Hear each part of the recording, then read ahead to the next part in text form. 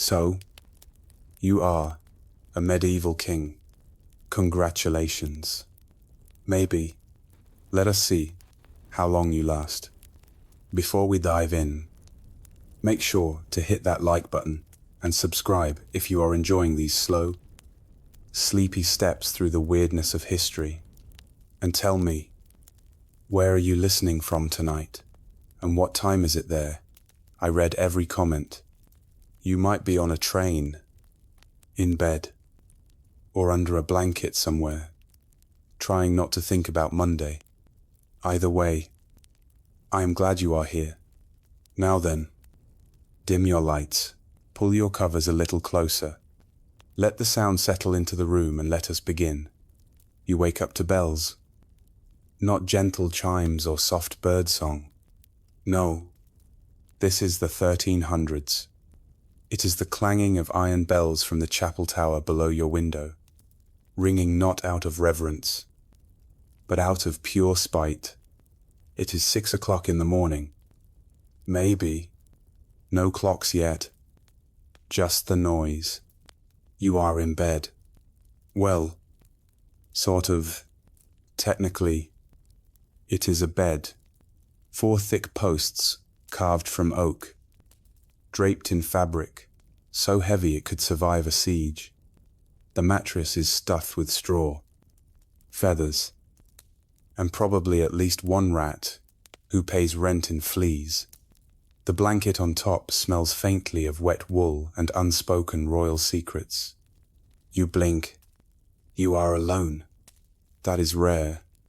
Normally, your wife, your consort, favorite mistress, or one of your 8 royal hunting dogs would be somewhere in this bed taking up most of the space. But this morning, just you and a draft, a very pointed, deliberate draft, sneaking in under the door like it has a political agenda. You swing your legs over the side of the bed. Regret immediately follows. Your knees pop like firewood. Your ankles feel like they have been politely disassembled and reassembled incorrectly by a team of drunk masons. You are 38, which is, let us be honest, elderly in this time period. You are a walking miracle. You should get a feast just for waking up. Maybe you will. You are the king after all. You ring a bell to summon your attendants.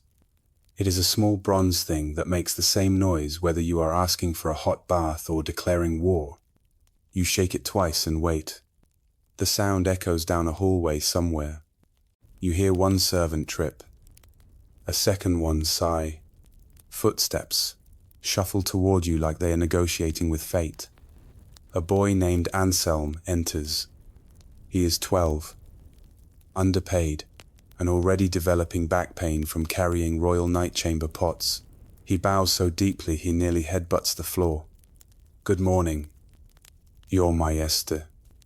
He mumbles. You grunt. He takes this as permission to approach. It carries your robe, which smells like lavender, wet stone, and wealth. He helps you into it, hands trembling. You are not terrifying, but the crown is. Speaking of which, it waits on your dressing table. Gold, heavy, slightly crooked from being dropped that one time during a feast. You remember you had had 6 cups of wine and tried to toast yourself. The crown did not forgive you. You glance at it now and feel the same old weight in your chest. Not from the gold, but what it means. The crown does not care that your knees hurt, that your brother-in-law wants your throne, that people have not seen a tax reduction in 3 reigns. The crown just waits, silent, judgmental, and always a little dusty. Anselm clears his throat. Shall I fetch the royal physician to inspect your foot? Seer, you look down. Yes, your royal foot is swollen again, red, unforgiving, probably the venison, probably everything. but you wave him off. Later. For now. You shuffle toward the window. Robe dragging behind you. Crown still untouched. You look out at your kingdom. At the mist curling over the hills. The rooftops glistening with frost. The town waking up beneath your rule. You sip from a goblet left out from last night. It's lukewarm wine and regret. And somehow, despite the gout, the loneliness, the cold, and endless weight of decision, you still feel like a king. It is not even breakfast, and you already feel like you have lived an entire reign. Anselm is still hovering, nervously, brushing lint off your robe that may or may not be alive. You do not stop him. He needs to feel useful, and you need someone to absorb your quiet royal dread. You finally give in and sit down in the dressing chair, the one with the lion carved into the back and seat that creaks ominously every time you shift. You suspect it is a metaphor. 2 more attendants arrive, this time with hot water and oils.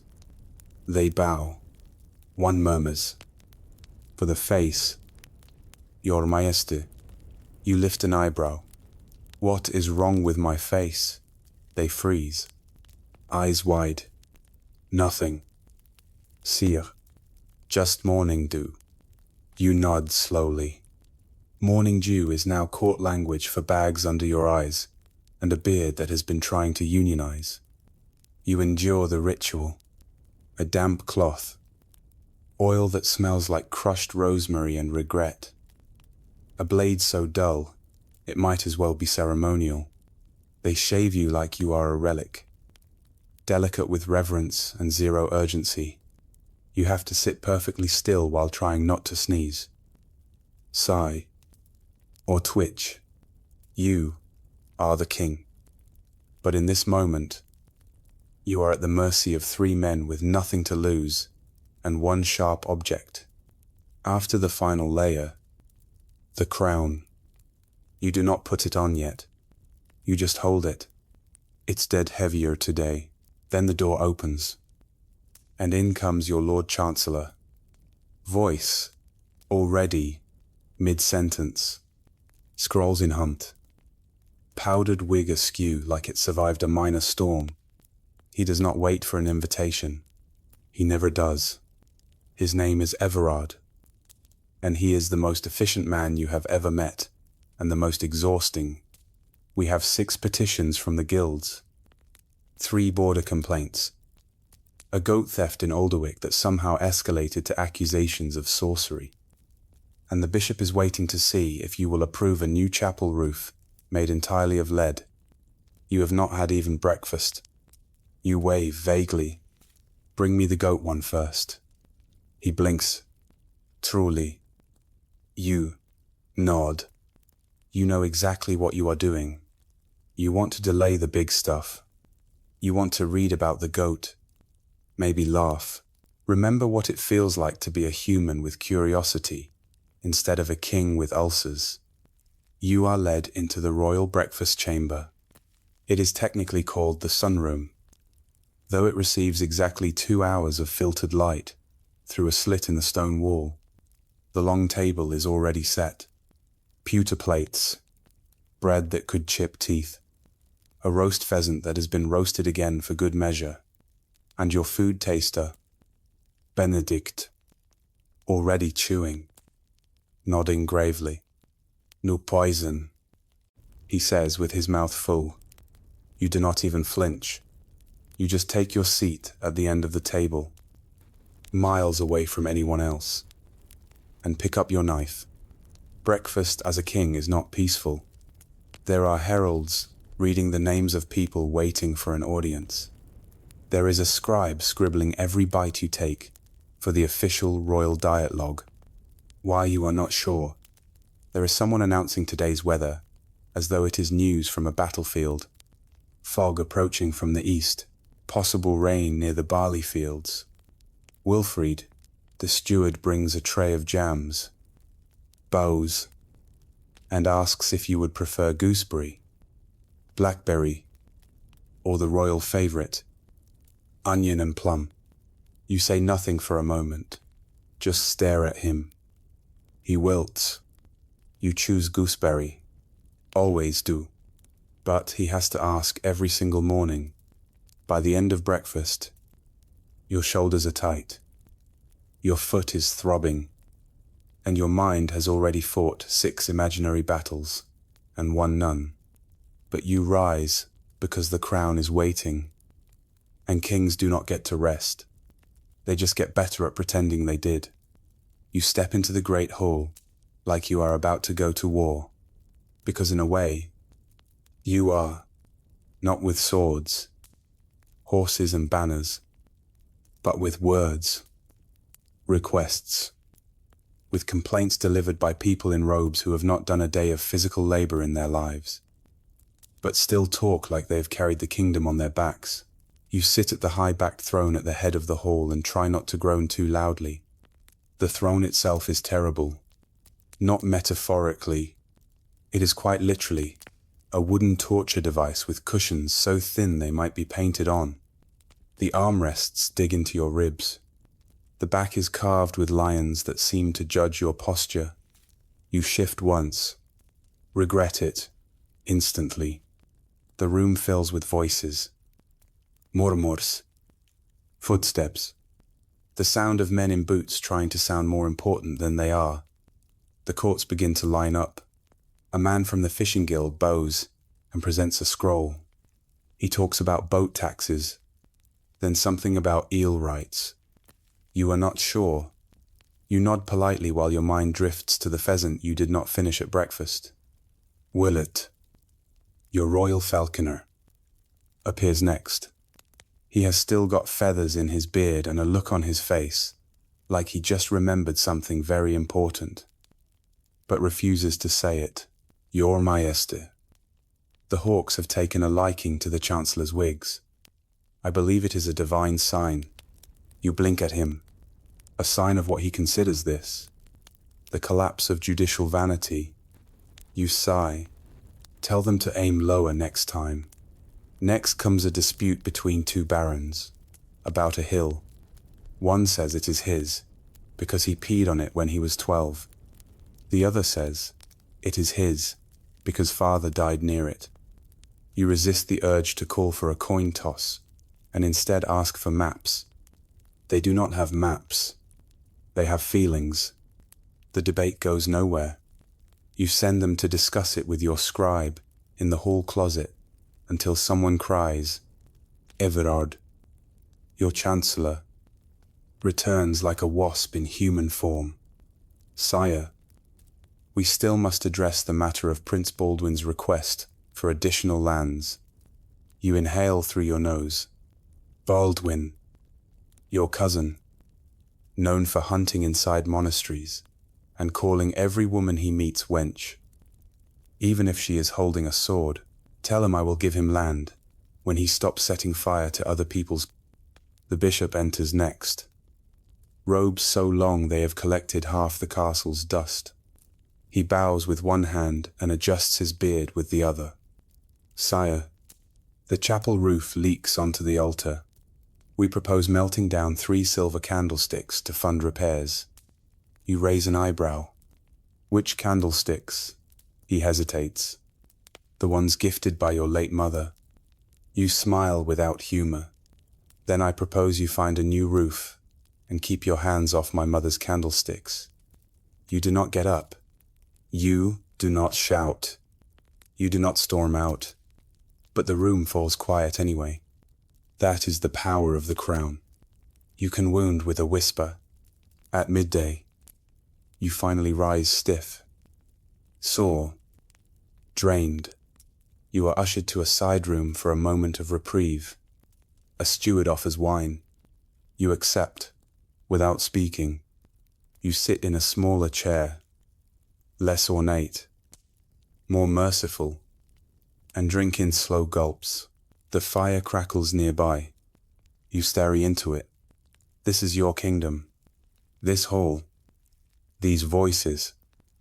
This noise.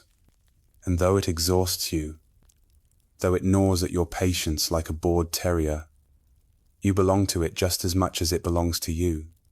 You remain in the solar longer than planned. The fire has softened your joints a little.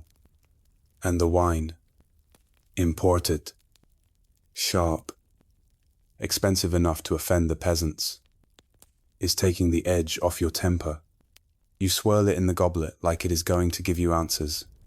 It does not. It never does. The room is quiet, except for the fire and the sound of someone sneezing in the hallway and pretending they did not.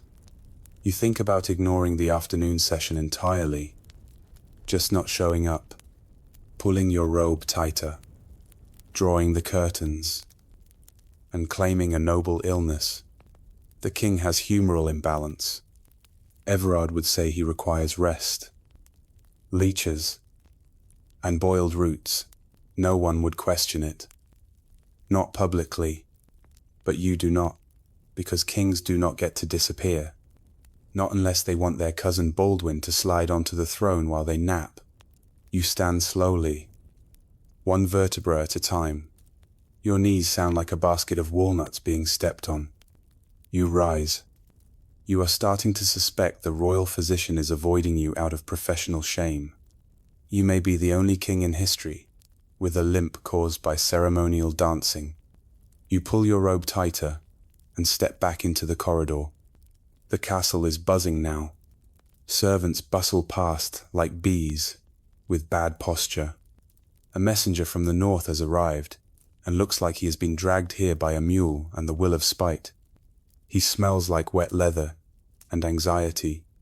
He bows so low, his cap nearly catches fire from the torch beside him. A report from the border. Sire, you take it. Unroll it. It is smeared, damp, and mostly legible. There is trouble again. There is always trouble. Bandits this time. Or rebels. Or just hungry farmers who got tired of watching tax collectors ride past on horses fat from the king's grain. You stare at the paper. You know, whatever Everard will suggest. Send troops. Show strength. Make an example. But you remember what your mother once said. You only scare people into silence. Not loyalty. You fold the scroll and tuck it away. Later, for now, the council chamber awaits. It is worse than usual. Everyone is talking at once. Maps are unfurled. Coins are scattered on tables to represent troops. Someone is arguing about harvest projections. Someone else is mad about hay. Hey, you close your eyes briefly. Breathe. Imagine you are anywhere else. On a boat. In a tavern. Even in a muddy field as a common man. If it meant 5 minutes of peace, you raise a hand. Slowly. The room quiets. No need to yell. Your silence has more power than their noise. We will send riders north. You say, but with grain? Not swords. Let them eat first. If they burn it, then we march. Everard breathless. The bishop frowns. But no one speaks. And just like that, you have bought yourself a little more time, a little more quiet, and maybe, just maybe, a little more sleep tonight. The meeting ends with a slow unravel. Council members shuffle out like monks after a sermon, all pretending they were not just 2 minutes away from drawing swords over wheat tariffs. Everard lingers. Of course. He always does. You give him the usual vague wave. Universal royal signal for leave me alone. But pretend I dismissed you formally. He nods like it was his idea and disappears down the corridor, already muttering about parchment. You step into the library, one of the few places in the castle where silence feels like yours. The fire is low. The shelves are tall, and the smell of old books and dust and forgotten promises hangs thick in the air. You love this room, not because you read often. Half these books are in Latin, and the other half were copied by monks with terrible handwriting and strong opinions, but because it is still, and stillness is rare. You pull a scroll from the shelf. You do not even look at the title. You just sit in the window seat, one that overlooks the south orchard, and pretend you are here because you have scholarly intentions. Really, you just want to sit and not be asked a question. You unroll the scroll and let your eyes blur over it. Something about irrigation, possibly poetry, hard to say. Down below, you see the orchard keeper chasing a goose with a broom. You watch, expressionless. As the goose wins again, you suspect the goose may be possessed. You make a mental note to bring it up with the bishop, right after you approve his roof of silver-plated hubris. Your stomach growls loudly, and now you realize you never finished breakfast or lunch, anything that was not politically seasoned. You think about calling for something simple: bread, cheese, a boiled egg that does not come with a garnish the size of a boat sail. But you already know what would happen. 5 servants, a silver platter, 3 courses, applause. You stay hungry. It is easier. There is a knock on the frame of the door. It is Tilda, one of your oldest attendants. She has been with the castle longer than some of the stones. She does not bow. She does not need to. She just gives you a look that says, "You have been in here too long." And I know it. In her hand, a small plate, bread, cheese, and 1 fig, slightly bruised. She sets it on the table beside you without a word. You glance up. "Thank you." She grunts, then walks out. You sit there a while longer, chewing slowly, staring out at the orchard. Scroll still open beside you like a prop in a play. You no longer care to perform. You are still wearing the crown. You take it off, set it beside the plate, and just breathe. Afternoons as king are strange. You are not expected to do anything specific. Just be available, which is in its own way worse than being busy. You are a statue with a pulse, a man dressed in velvet who exists to be stared at, interrupted, and occasionally bowed to on. Most days you wander the quieter wings of the castle, not because you have business there, but because it is one of the few places where people do not find you. Today, you end up in the gallery. It is long, cold, and lined with portraits of your ancestors, most of whom look like they died of either boredom or gout. One of them, your great-grandfather, Alaric, is painted holding a scepter with one hand and a squirrel with the other. No one knows why. You have asked. No one answers. You pause before your own unfinished portrait. It has been stuck in progress for 6 months. The painter is afraid to finish the eyes. They change too much. He said once. You are not sure if it was an excuse or a compliment. Maybe both. Right now, it just means your painted face has a very detailed nose and a disturbingly blank stare. You keep walking. The guards nod as you pass. One sneezes and tries to bow at the same time, nearly hitting the stone wall. You nod, pretending not to notice. It is strange how exhausting it can be to be noticed everywhere and still not really seen. You step out into the small courtyard. The sun is low, and it spills gold across the cobbles like someone spilled treasure and did not bother picking it up. You sit on a bench, one that creaks, because of course it does. Everything in this castle creaks, including your knees. A child runs by, someone's son. He does not bow, does not stop, just laughs and chases a stick like it is a dragon. You watch him, remembering a time when you did the same, before crowns, before councils, waking up every day with a list of people who need you to decide what kind of bread they are allowed to sell in their village. You close your eyes for a moment, just to listen. There sits a bird in the ivy above the wall, a soft breeze moving through the trees, distant clang of training swords down in the yard, and for a fleeting moment, no decisions to make, no titles, no duty, just you sitting, breathing, being. The moment does not last. Footsteps approach, up each banting, Your Majesty. The steward says the Duchess of Varn has arrived early. She is waiting in the antechamber with 2 swans and a poet. You open one eye. Did you say swans? The page nods. Yes. Sire. One is wearing a ribbon. You sigh. Stand. Brush off the crumbs from your lap. Pick up the weight of your title again, like it is a second cloak. Fine. You mutter. Let Bet go meet the birds. You walk through stone halls toward the antechamber, your robe whispering along the floor behind you, like a very judgmental shadow. The steward greets you at the door with a bow so deep you fear he might never return upright. She is in a cheerful mood. He says, voice low, and she has brought gifts.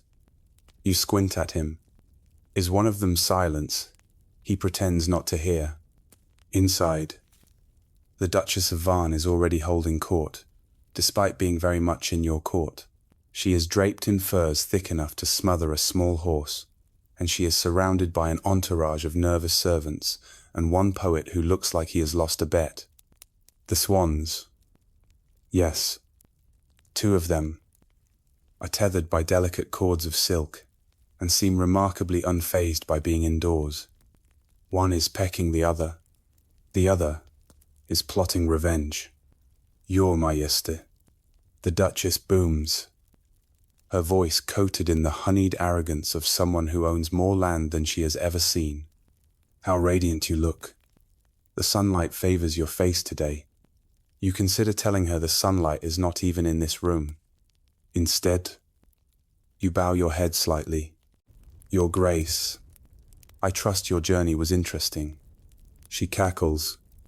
One of the swans refused the river ferry and had to ride in the carriage like a countess.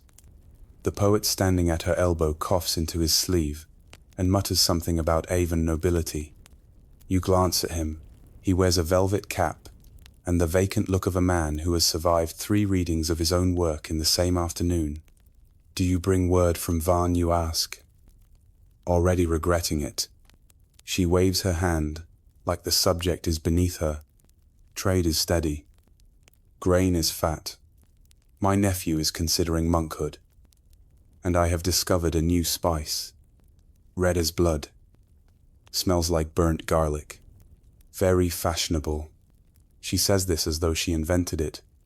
She probably believes she did. She gestures to the poet. Recite. He sighs like a man being marched to the gallows and opens a scroll, a hymn, ode to a king, in the style of a dove.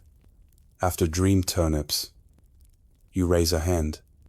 Let us skip that part. The Duchess laughs again. He is shy. She says, patting your arm, like you are a wayward child, instead of the man who could.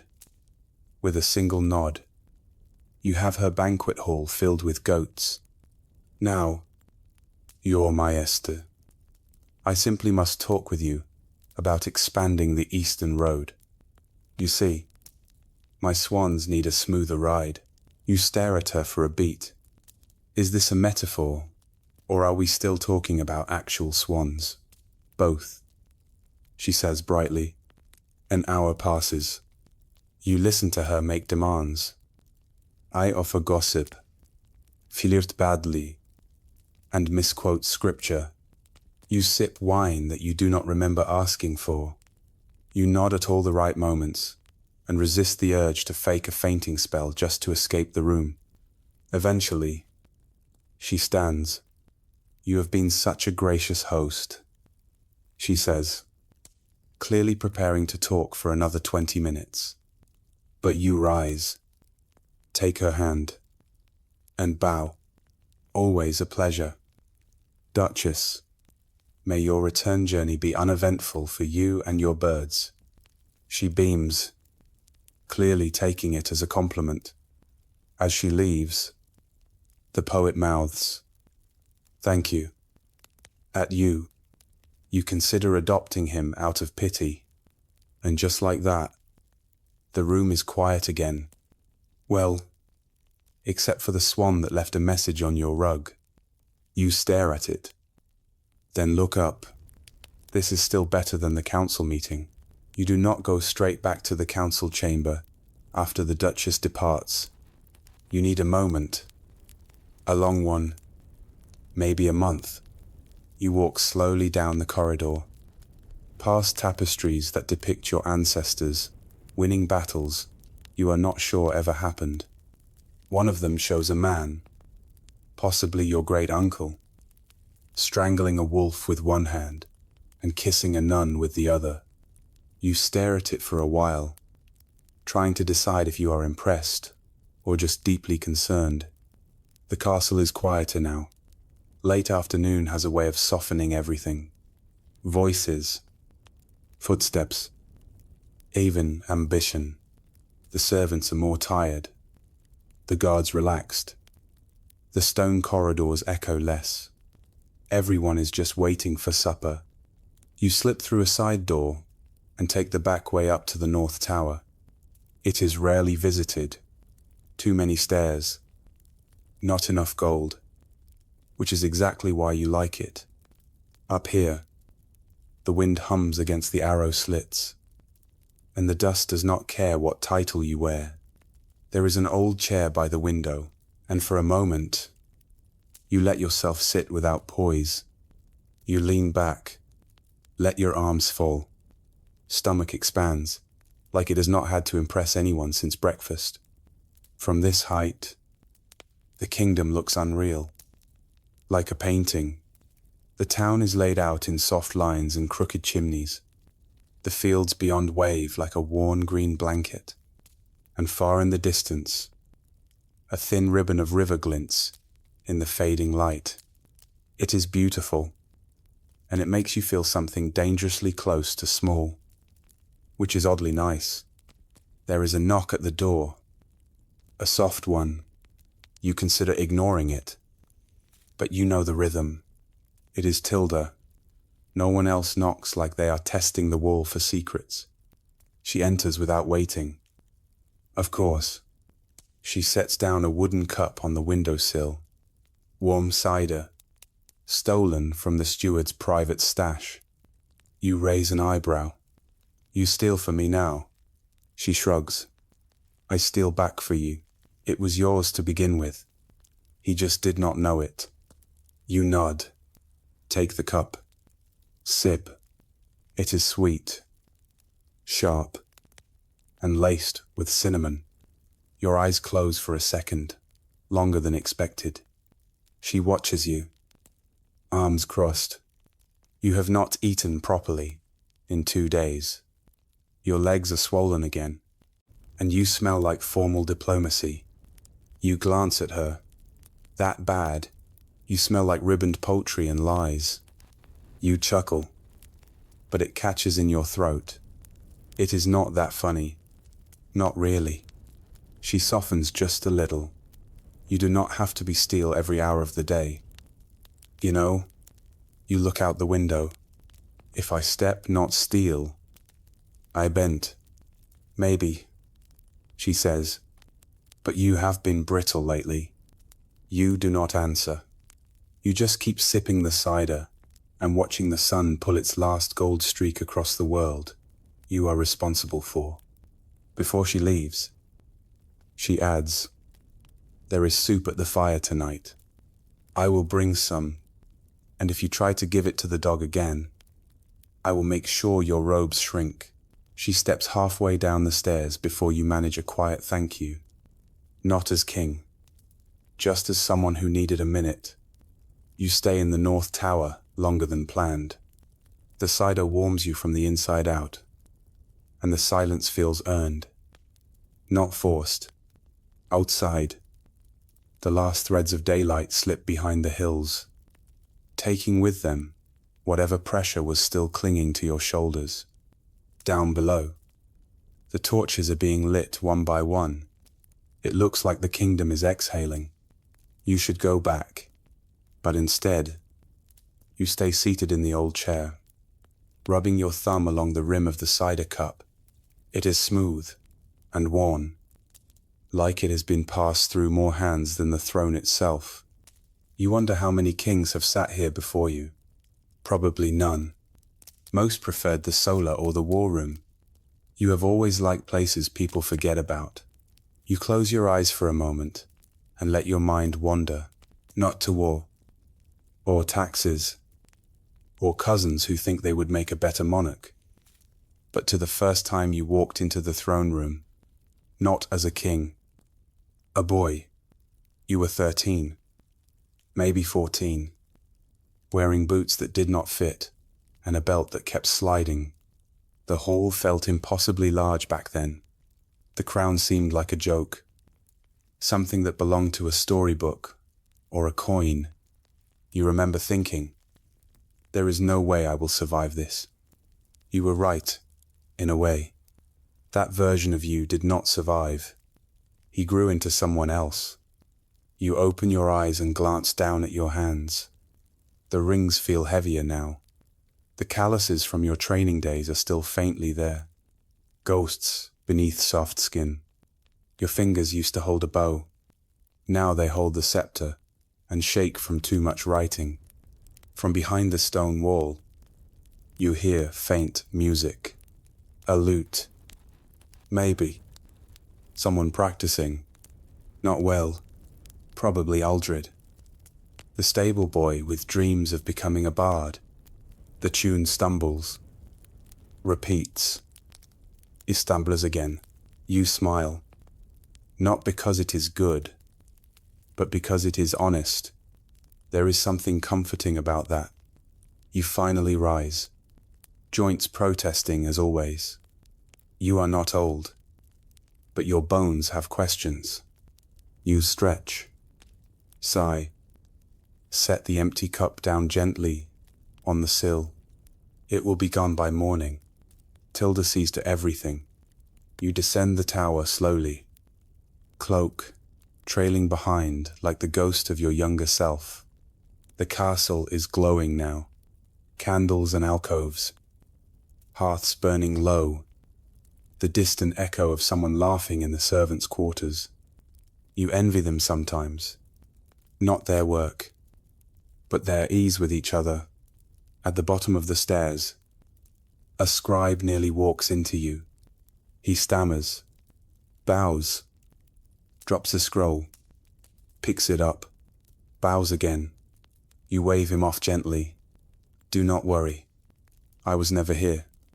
He smiles, a real one, then scurries off, and for the first time today, you feel less like a king and more like a person wearing a crown that finally fits. The castle changes at night. It exhales. The stones seem warmer.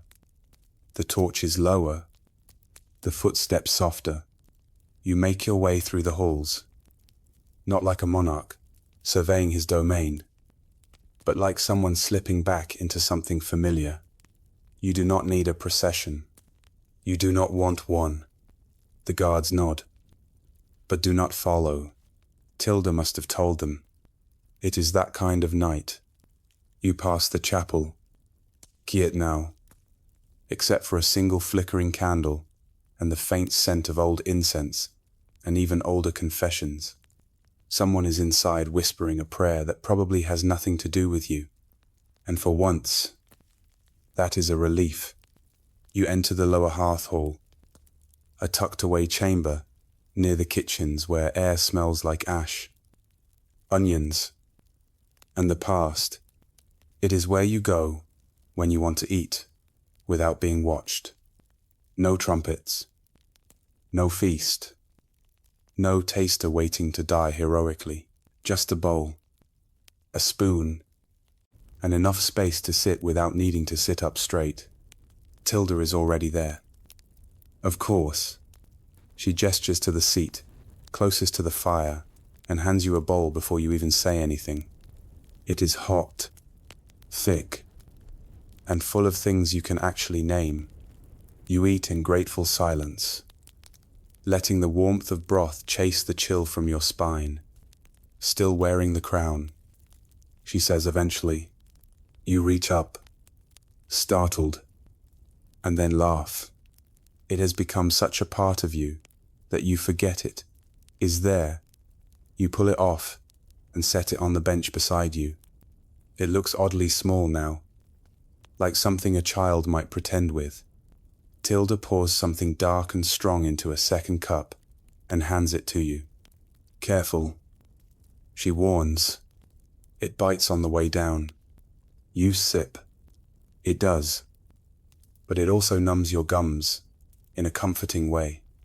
You raise the cup in her direction. You could rule. You know. She snorts. I already do. You are just the figurehead. You nod. You are not entirely sure she is joking. Willett appears not long after, somehow managing to track soup by scent alone.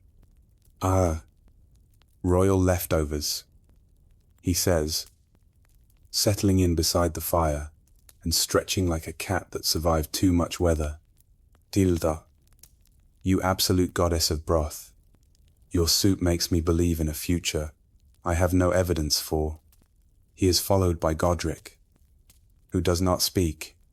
He just sits, pours his own drink, clinks his cup against yours.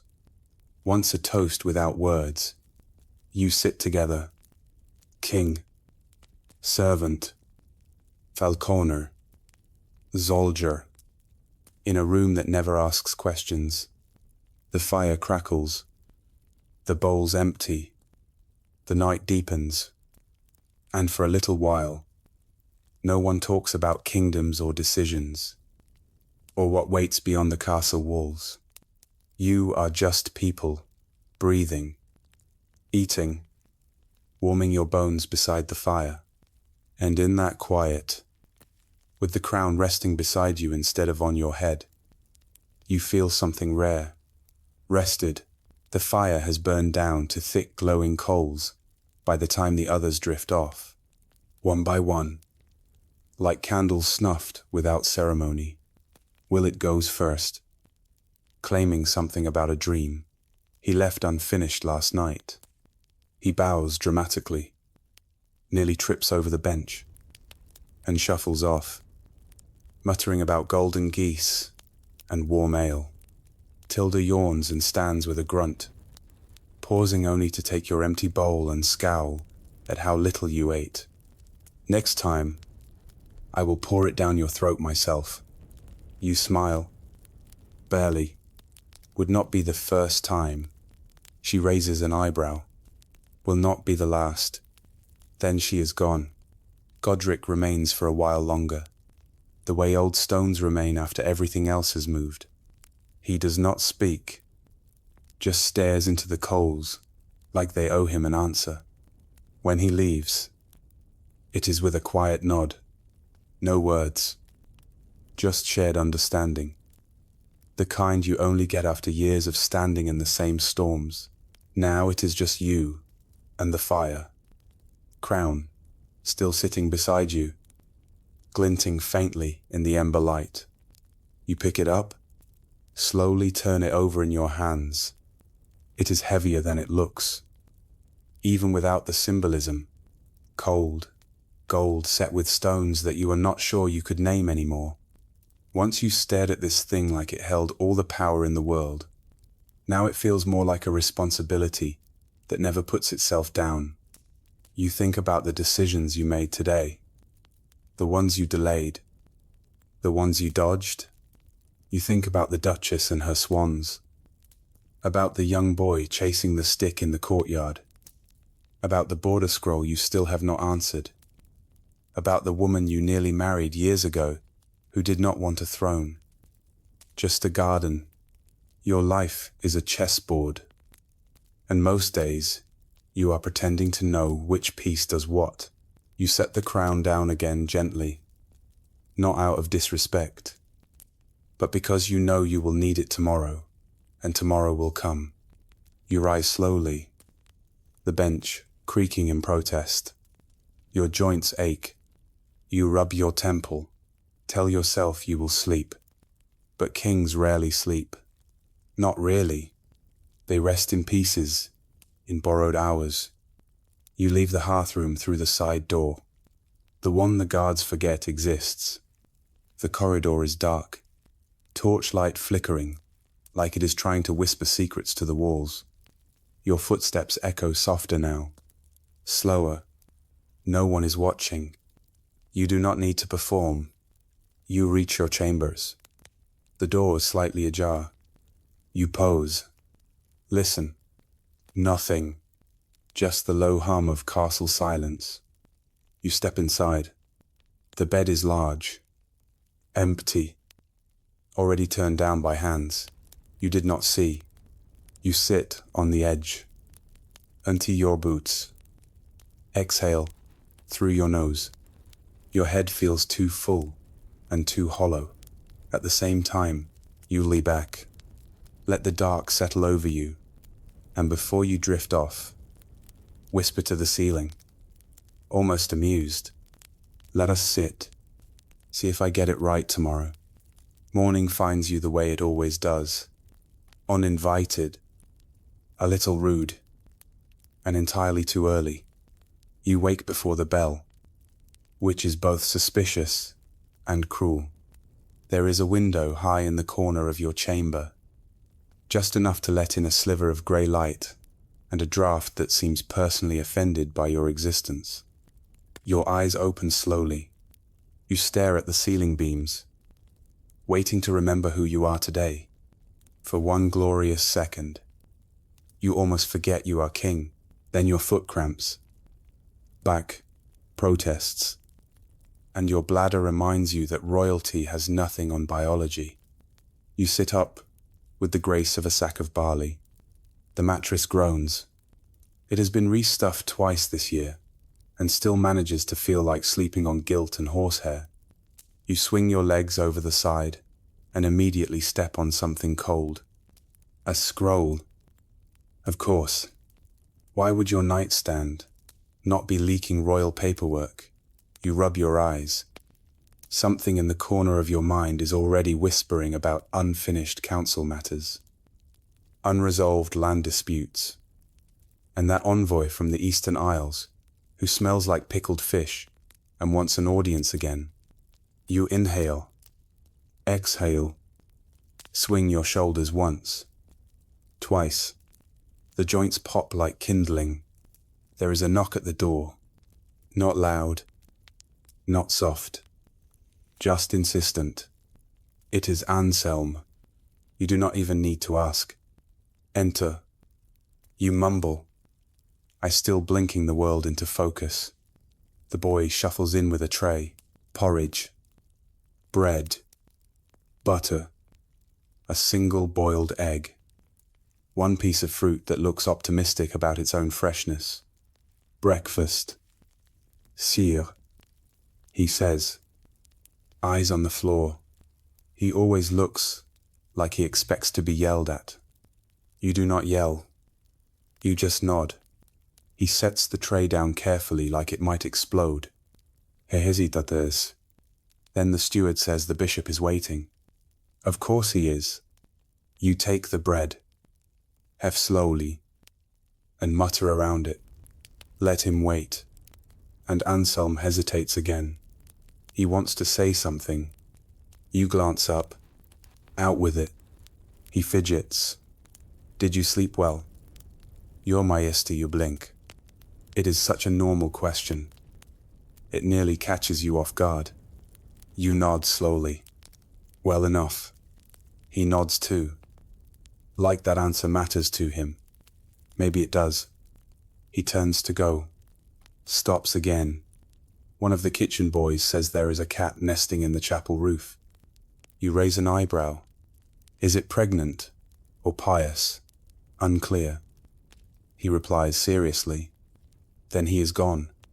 You finish the bread. Leave the egg. You have never liked eggs in the morning. You rise, stretch, and shuffle toward the robe, waiting by the fire. You drape it over your shoulders. The crown for now stays on the table. You stare at it. Let it stare back. And then quietly you mutter, "You and I again." Then another day. Another roll. Another round of pretending you are not as tired as you feel. By the time you reach the throne room, the hall is already alive. Not lively, just alive, buzzing with voices.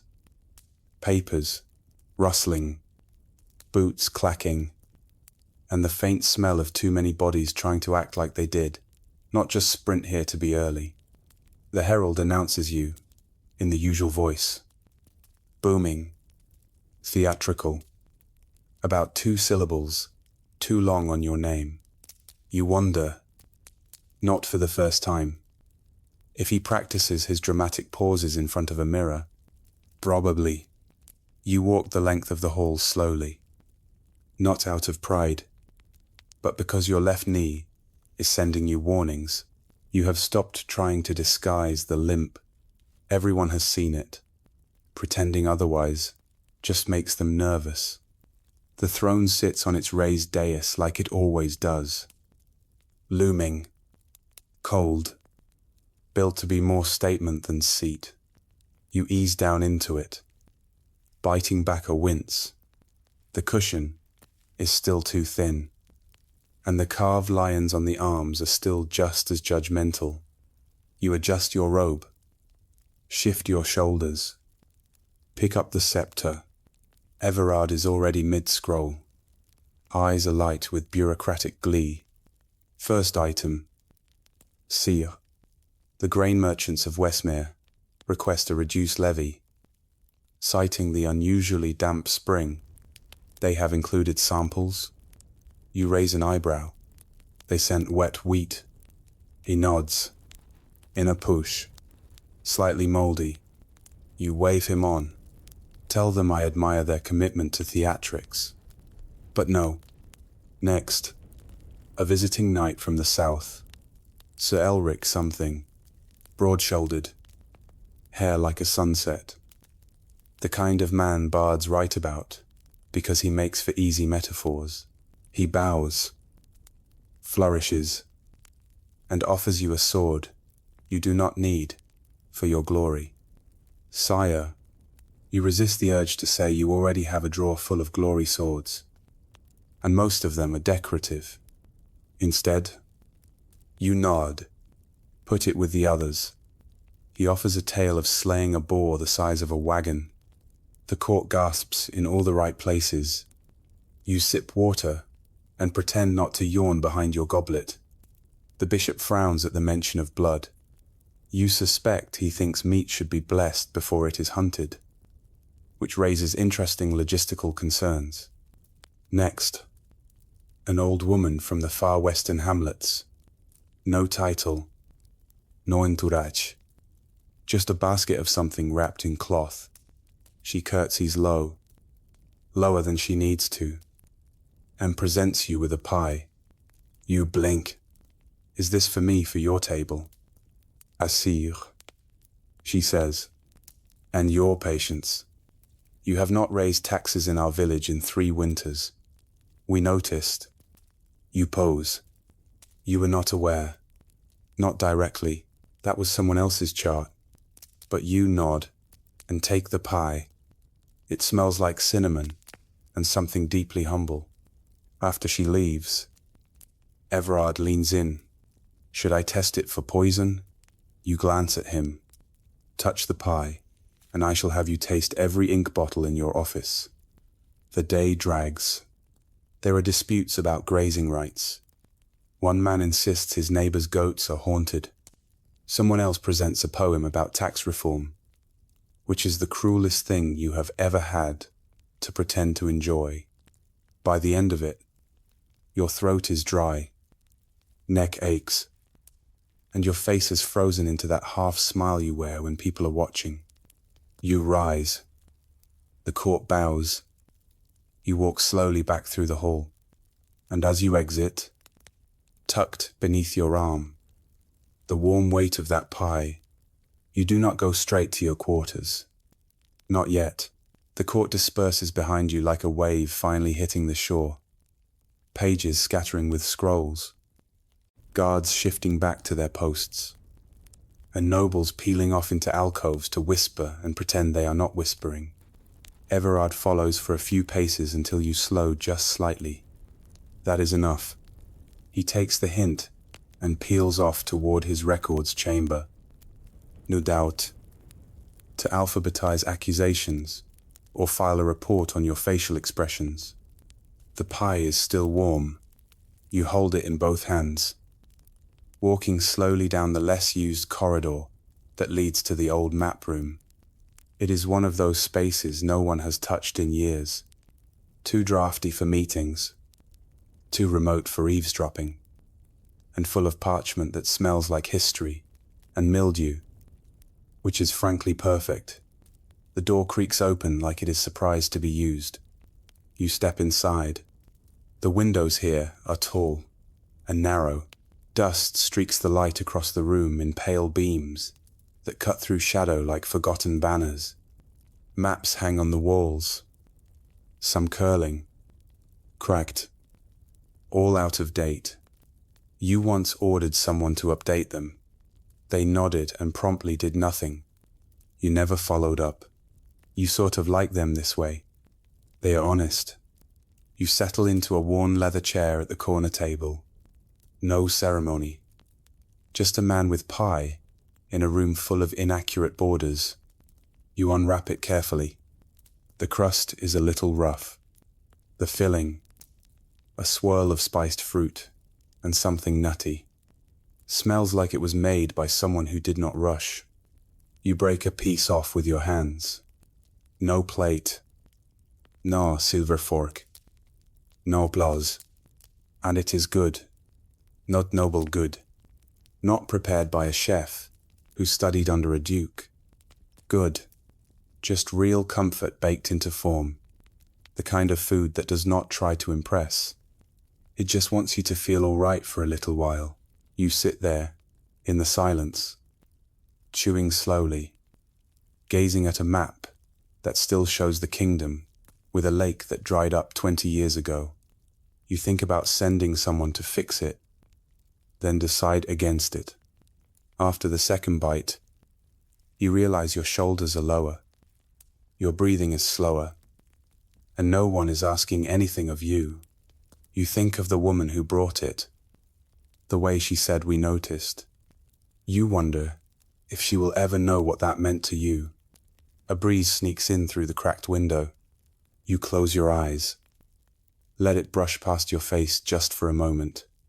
And there in that half-lit room full of ghost geographies and sweet pastry, you pose. You are not the king. You are just a man eating pie, trying to remember what it felt like to not always be seen. Eventually, the pie is gone. Not quickly, not greedily, just steadily, bite by bite, like you were trying to stretch it, as if savoring it could buy you more time in this dusty room at the edge of everything. You set the cloth back over the empty basket with a kind of reverence, more respect than you gave the sword from Sir Elric this morning. Honestly, it deserved it. You lean back in the chair, hands resting on your stomach, eyes on the ceiling. There is a crack in the plaster shaped almost exactly like a wolf or ship. Depends how tired you are. Today, it is a ship sailing west, probably somewhere warmer. The moment lingers, then it ends. A soft knock, a gentle one, courteous, familiar. You do not answer. No need to. The door creaks open a moment later, and Tilda steps in, holding something in one hand and a knowing look in the other. Figured I would find you here, she says, not smug, just factual. You always come here when the court has been loud. You grunt. That is about all the commentary you can manage without breaking the spell entirely. She steps further in, looks around.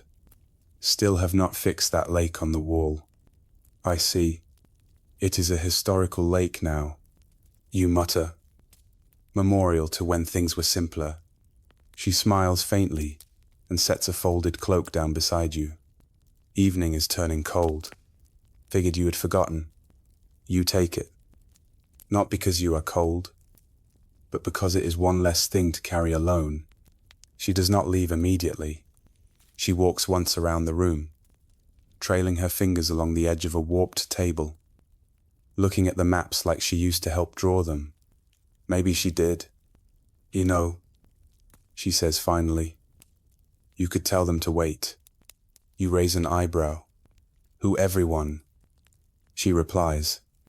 The council. The bishop. That cousin of yours, who keeps writing letters with suspiciously poetic threats. Just make them wait for once. You sigh. Kings do not get to say no to the clock. She turns. Arms folded. His head tilted. You do. You just forget that sometimes you do not reply because she is right, and because the silence is easier than admitting you need it more than you want to. She walks toward the door, pauses. There is stew in the upper hearth room and bread that is still warm. If you want it. Nod once. She nods back. Then she is gone. The door closes behind her with a soft click. You sit there a little longer. The folded cloak on your lap, the pie basket beside your elbow, and the maps of the kingdom all around you. Wrong. Fading. Real. The crown waits for you somewhere down the hall. It always does. But for now, you are allowed to sit in a room where no one claps when you enter. The sun has dipped lower by the time you rise. The light has that end-of-day hue now. Gold that has turned more copper. Like a coin worn thin from too many hands, you stand slowly. The old chair, creaking beneath you, like it is offering one last complaint. You stretch. You hear something in your back shift, like a reluctant gate. Then, with one last glance at the cracked ship on the ceiling, you step out of the map room. The corridor outside is quiet. Not silent, just respectful. The kind of hush that only happens after sunset in places made of stone and memory. Your footsteps echo faintly, softened by tapestries that have not been dusted in a month. You like it this way. The edges of the castle feel older, here, more honest, less polished for ceremony. You pass a stained glass window, lit from behind by the last of the sky's fire. It casts colors across the wall in a silent parade of saints and symbolism. One figure, some long-forgotten martyr, catches the light just right and throws a red glow onto the floor like a warning. Or maybe just a joke. You are too tired to tell the difference anymore. You make your way toward the upper hearth room, a little-known space tucked behind the servants' corridor and used mostly by people who have earned the right to sit without being watched. The firelight spills out before you reach the doorway. You pose, one hand on the arch, letting warmth wash over your face before you even step inside. Inside, the room glows with that particular magic only firelight can make. Shadows that flicker like stories trying to be told, and chairs that creak with the kind of welcome that does not need words. There is a pot on the hearth. Thick stew. You smell garlic, lentils, onions, and something deeply soothing. Tilda was not lying. You ladle a bowl without ceremony. There is no audience here. Just two guards sitting quietly at the far end of the room. Boots off, sipping from pewter mugs. They glance up when you enter, not with fear, not surprise, just acknowledgement, the way soldiers do when they see someone else who is still carrying it. You settle near the fire, bowl in your lap, robe tucked under your feet. The stew is hot. You let the first spoonful burn your tongue just a little. It is grounding. For several minutes. There is no sound but the crackle of the hearth and the quiet clink of your spoon. No demands. No declarations. No decisions. Just heat. Just food. Just the subtle weight of being alive and not being alone. And when the stew is gone and your hands are warm again and your breath feels like it belongs in your own chest, you lean back, stare into the flames, and finally, let your shoulders fall. You do not leave the hearthroom right away. There is something about this fire, tonight specifically, that feels heavier, not with dread, but meaning. It crackles and shifts like it knows things, like it remembers the first time you sat in front of it, as a young, nervous heir, trying not to spill stew down the front of your tunic. You had had no appetite then, too much weight pressing on your ribs. Now you eat slowly, like the warmth might save you. The guards are gone. One must have nodded off. The other carried him out with a silent glance in your direction, like asking your permission to be human. You gave it without words. You are alone again. But it does not feel like solitude. It feels like space. The good kind. You take the poker and shift logs. Sparks leap upward like startled birds. You stare into them, letting your thoughts move the way. Your court never allows wandering. Uneven. Real.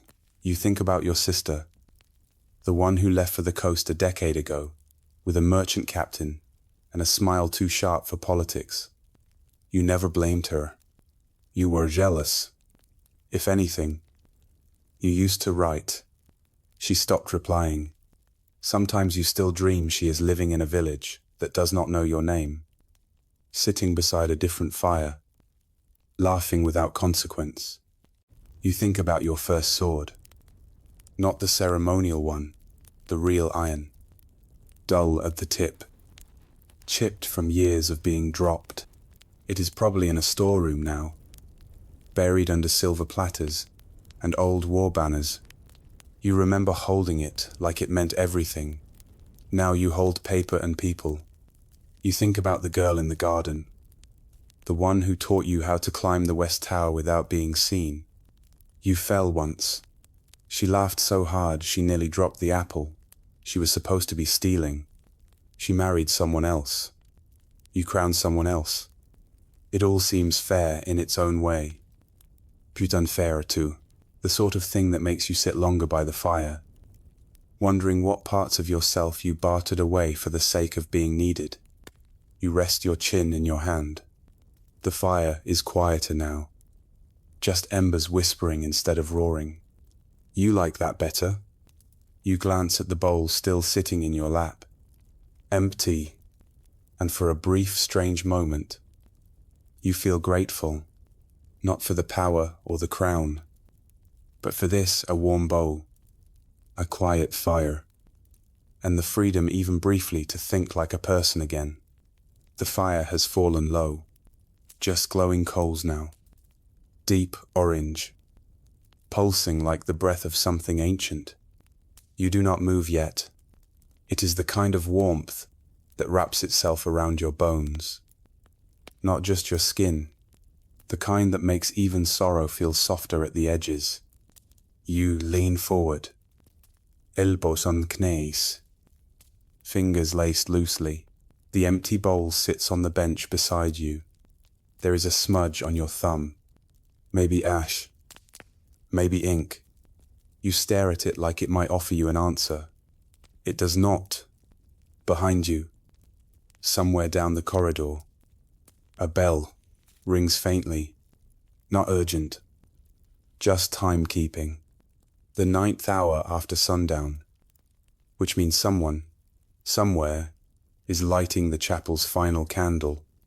A monk is praying for peace you will never feel. A scribe is cataloguing decisions you have not made yet. And someone in the servants' wing is probably sewing a tear in a curtain you did not know had torn. It is strange. The machinery of it all. How the kingdom moves beneath you like gears you never stop hearing. Even here, your eyes wander to the crown. It is not with you. Physically, you left it in your chambers, resting on a velvet cushion, like some glorified bedtime story. But it is still there in your thoughts, always pressing. You wonder what people would say if they saw you like this.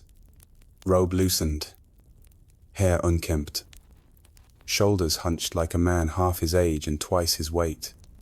Not kingly, not polished, just tired. The kind of tired that does not fix itself with sleep. And you wonder how many kings before you sat in this exact posture, how many of them gripped the same silence, hoping it would teach them how to be more than ceremonial. You shift in your seat. Something clicks in your back again. A reminder that the body does not care about status. It just keeps score. There is a sound in the corridor. Footsteps. Light. Familiar. You know it is Tilda, before she even rounds the corner. She appears in the doorway holding a folded blanket and a face that does not ask questions anymore. She does not speak. Just walks in, lays the blanket over the bench beside you, and sets a small candle on the table. Stay here if you want. She says gently, I told them you were praying. You raise an eyebrow. They believed that. They wanted to. She shrugs. Let them. You nod. She starts to turn away, then pauses. The kitchen boys are baking honey bread before dawn. If you come down early enough, they will pretend not to see you. You smile faintly. That might be the most sacred offer you have had all week. Then she is gone again, like fog clearing before it is noticed. You look at the candle, you fire, and for a few more minutes, you decide to believe her, that you fear not being watched, that you are just here, just you. Just now, the candle burns low. You have not touched it. You do not need to. The glow is enough. Steady, warm, and just bright enough to make the shadows feel like company instead of threat. You sit back again, slower this time. The blanket Tilda brought draped over your legs like a reminder that someone somewhere still sees the man and not just the monarch. The hearth has gone almost completely quiet. No popping logs now. Just a bed of coals smoldering like thoughts you have pushed down all day. You stare into it, watching as one ember pulses brighter than the others, then fades. A moment of fire gone without ceremony. You wonder how many decisions you made today that no one will remember. How many times you nodded, signed, agreed, just to keep things moving, just to keep the machinery turning. It is strange, is it not? How many choices feel enormous in the moment, only to be swallowed whole by the next sunrise. You lift your hand slowly, flicks your fingers. You used to carry swords with these. Now they carry ink, paper, people. You take a long, steady breath, the kind you used to take before duels or speeches or seeing your father. It settles deep in your lungs like warm smoke. You wonder what he would think of you now. Your father. That is, the last king. His portrait still hangs in the war chamber, forever, scowling like someone just spilled soup on his treaty. He was louder than you, sharper, believed in strong walls and stronger punishments. People feared him and they obeyed. But no one brought him pies. You lean your head back against the wall. Let your gaze drift to the ceiling. There is no wolf shape here. Just old beams darkened by age, stretching above you like ribs. The inside of a creature, too large to name. You speak softly, not to anyone in particular, just to the room. I do not know if I am doing this right. The room does not answer. Of course not. But something shifts.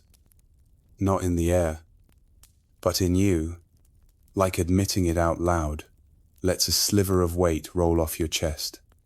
You stare at the candle. It flickers once, as if to nod. You smile, just a little.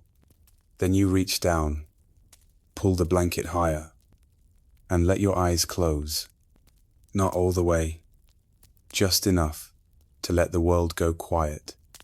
Just for a bit longer, because the moment you stand, the kingdom will ask for you again.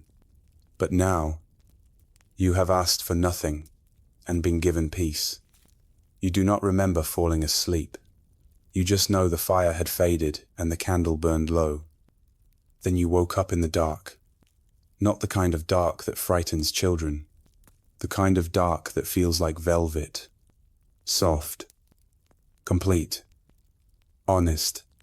The blanket is still around your legs. Your neck aches. Your back is angry. And your right hand is asleep, from resting too long beneath your weight. But none of that matters, because for once you slept. Not half alert. Not with one eye open for whispers and footsteps or changes in the wind. You slept like a man. Not a king. You sit up slowly. The air is cooler now. The embers in the hearth are dull, but still breathing. You stand, groaning softly, and stretch until something in your back decides to surrender. There is no one to see you wince, no one to laugh or worry, or offer you a tincture that tastes like boiled dirt and regrets. You glance at the table. The candle has gone out, wax pooled around its base like a collapsed crown. Fitting. You pick up the blanket and fold it roughly. Not well. Just enough to feel like you respected the gesture. You leave it on the bench where you found it. It will be gone in the morning. Tilda will see to it. She always does. The hall outside the hearthroom is nearly silent. One guard posted at the end. Half asleep. Half ashamed. You walk past him without comment. He straightens. Nods. Does not meet your eye. You do not expect him to. You look tired. You are tired. And there is a strange power in letting people see it now and then. You return to your chambers without fanfare. No procession. No announcement. Just your steps, and the faint rustle of your robe. The door creaks open at your touch. Inside. The room is exactly how you left it. Crown still resting on the side table. Goblet, untouched. Robes laid out for tomorrow, by hands that know your habits better than you do. You walk past all of it. You do not light a candle. You pull back the thick covers, heavier than they need to be, and slide into the bed. It is not warm, but it is yours. The mattress gives beneath you grudgingly. You lean back, stare at the ceiling, and you feel it again. That quiet, that weightless moment between one day and the next. The kingdom is still there. The throne, the maps, the questions. All of it waits. But tonight, they can wait a little longer. Because tonight, you slept near the fire and remembered who you were before the crown started whispering. And you did not disappear. You endured. You wake to the sound of voices outside your door, muffled, low, urgent, but polite, like someone is trying to convince the morning not to be a disaster just yet. You blink slowly, letting the haze of sleep fall away in layers. The stone ceiling above you is pale with early light. The crown on the side table has not moved. It never does, which is somehow worse. You sit up slowly, carefully. Your body makes the same noise as your old war boots. Worn, creaky, reliable. The air in the chamber is still. Not cold, not warm, just indifferent. There is a knock, not the quiet kind, from someone who wants to be ignored. The kind that means something is already waiting. Enter, you say, your voice rough as bark. The door opens, and Everard steps in, hair already combed, robe immaculate, scrolls tucked under one arm, like he is afraid the information might flee if he lets go. Apologies for the hour. Sire, there has been movement on the northern border. Of course. There has. You swing your legs out of bed. The floor is cold. It always is. You glance at the basin of water nearby. You decide against washing your face with something that feels like it was stored in a glacier. You reach for your robe instead. One thick, lined, and already warmed. Someone has been in early. Maybe Tilda. You make a note to thank her quietly. Maybe with less sarcasm this time. Everard follows you across the chamber, already unfurling parchment. It is not an invasion, he says. Yet scouts spotted unfamiliar banners. A few riders. We do not yet have numbers. You take the scroll without looking. Let it hang from your fingers while you sit near the hearth. No fire yet. Just ash. You poke it once with the iron rod. Nothing stirs.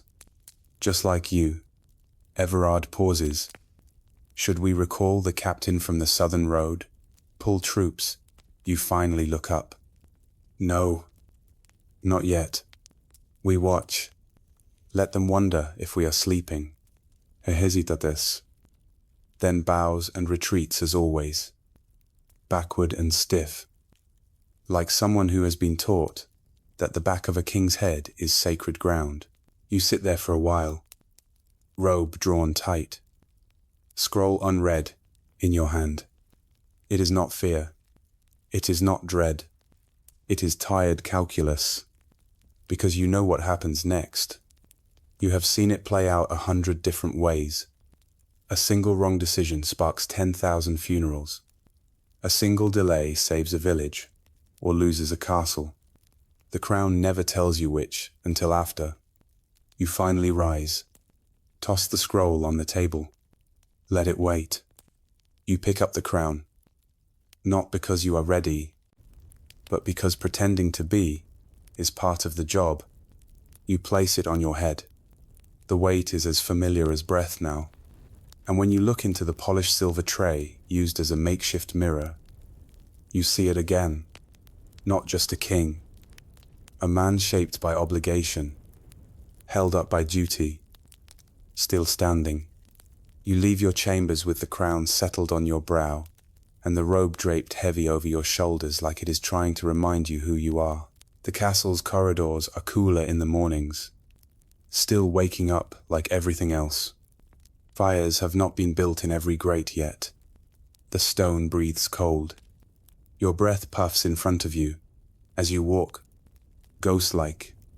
Servants nod and scatter. Guards straighten. Pages press themselves to the walls like nervous ivy. It is not fear. Not exactly. It is that quiet reverence people carry when they have convinced themselves you know what you are doing. You pass by a boy carrying a tray of apples. He drops one when he bows too fast. It rolls toward your foot and stops. You bend slowly and pick it up. You hold it out. He takes it back, with shaking fingers. You nod once. That is all it takes. He will talk about this for a month like it was a miracle. You keep walking, down past the tapestry of the Battle of Dunfield, where your great-grandfather is painted, beheading 2 men at once. Even though the records show he mostly negotiated and got dysentery, the colors are faded. But the story stays bright. That is the way of these halls. History here is only accurate if it flatters. You reach the council chamber and pause. You always pause. Not for drama, not even nerves. Just to remember. You put your hand against the doorframe. Feel old grooves in the wood. Imagine just for a heartbeat that you could walk past it. Down the stairs. Out the gate. Into a day that is not shaped by decisions and signatures and faces pretending they like you for reasons that start with politics and end in inheritance. But you do not walk past. You never do. You enter. The room rises. They always rise, even when you are 5 minutes late. Even when you are wearing the same robe as yesterday, and your hair looks like you argued with your pillow and lost. You wave them down before anyone starts bowing too hard. Everard clears his throat. The scouts have confirmed the riders were from Garland. No official crest, but their colors match. He hands you another scroll. Their emissary is waiting in the outer court. You glance over the parchment. You already know the script. A veiled threat. A request for land they know they will not get. An apology for accidental trespass. The usual dance. You lower the scroll slowly. Look at your council, the bishop already annoyed. The general already planning a march. The treasurer calculating how many horses you can afford to lose without upsetting the market. You say nothing because in this moment your power is in the pause. And they all know it. The emissary is waiting in the outer court. Just as Everard said, you can see him through the archway. Tall. Overdressed. Expression so neutral it almost looks smug. He is flanked by 2 guards who are clearly more muscle than mind. And behind him stands a scribe with ink-stained fingers, and the weary look of someone who knows a poorly chosen word could start a war. You do not approach immediately. You let them wait. A king's silence is more valuable than gold. It costs nothing and buys fear. When you finally step into the sunlit court, the emissary bows, just low enough to be considered respectful, and just shallow enough to remind you he thinks himself your equal. Your Majesté, he says, his voice as smooth as oiled leather. What a pleasure to stand in your kingdom again. Again. You repeat. Voice calm. Eyes fixed. I must have missed your last visit. I assume it went as poorly as this one will. He smiles. It is a politician's smile. All teeth. No warmth. Let us not waste time. My Lord of Garland seeks peace. You raise an eyebrow.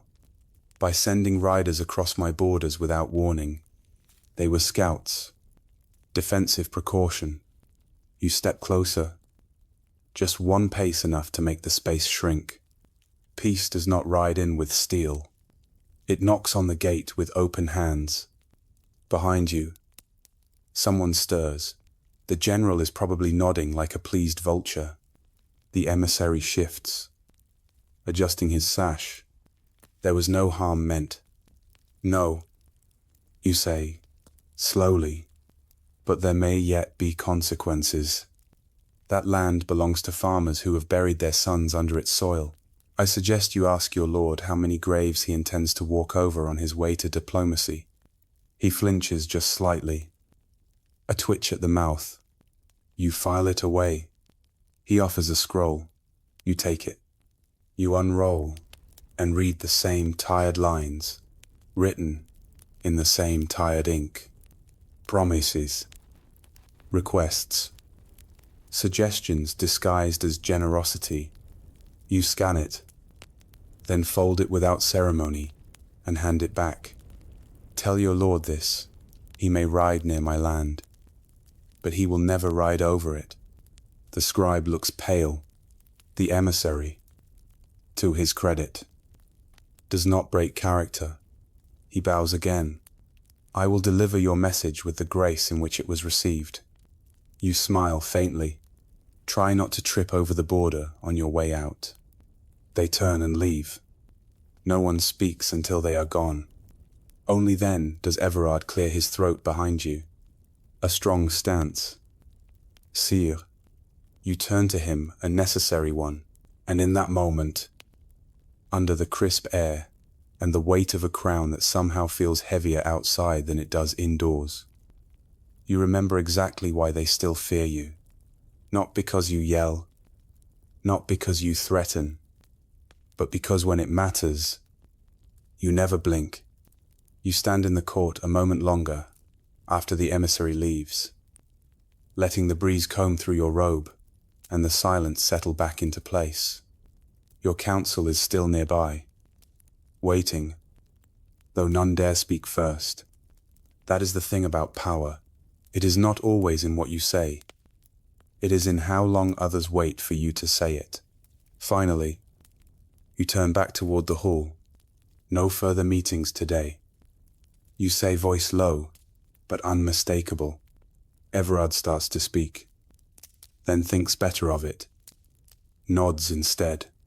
He is learning. You walk back into the castle, slow and deliberate, every footstep echoing a little louder than it needs to. There is something about the sound of your own gait on these stones that reminds you that you never walk for yourself. Not anymore. Every step is measured, watched, remembered. By the time you reach the solar, adrenaline has ebbed. Your mouth is dry, your shoulders are tight, and the tension in your chest has turned into a quiet, familiar throb. You shut the door behind you and lean against it. It is not the conversation that drained you. It is the pretending, the performance being steel everyone expects. The unblinking crown, the quiet wrath. You did it well. You always do. But every time you do, it costs you something.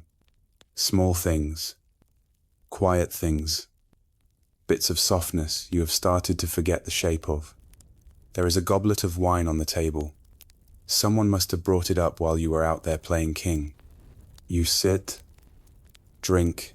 It is red, sharp, not the sweet kind, the kind that bites and wakes up parts of your throat that have not spoken honestly in weeks. You stare at the flames in the hearth. They have already been lit for you. Of course they have. Your life is on rails, prepared, adjusted, anticipated. Even your solitude comes preheated. You close your eyes for a moment. Try to listen to yourself. Not the king, just you. All you hear is a heartbeat. Yours. Slower now. Steady. But worn. There is a knock. Of course, there is always another knock. You do not answer right away. Eventually, a muffled voice. It is Tilda. You open the door. She walks in holding a plate. Bread and cheese. She says simply, "You never finish breakfast or lunch." You glance at the plate. It is simple, generous, still warm. "I was busy." You murmur. She does not argue, just sets it down and pours you a bit more wine. "You did well out there." She adds, "Did not yell, did not flinch. I wanted to." You admit. She shrugs. "That is how I knew you were doing it right." You almost laugh. Almost. When she leaves, you sit alone again, plate before you, fire beside you, crown across the room like a pet that does not come when called.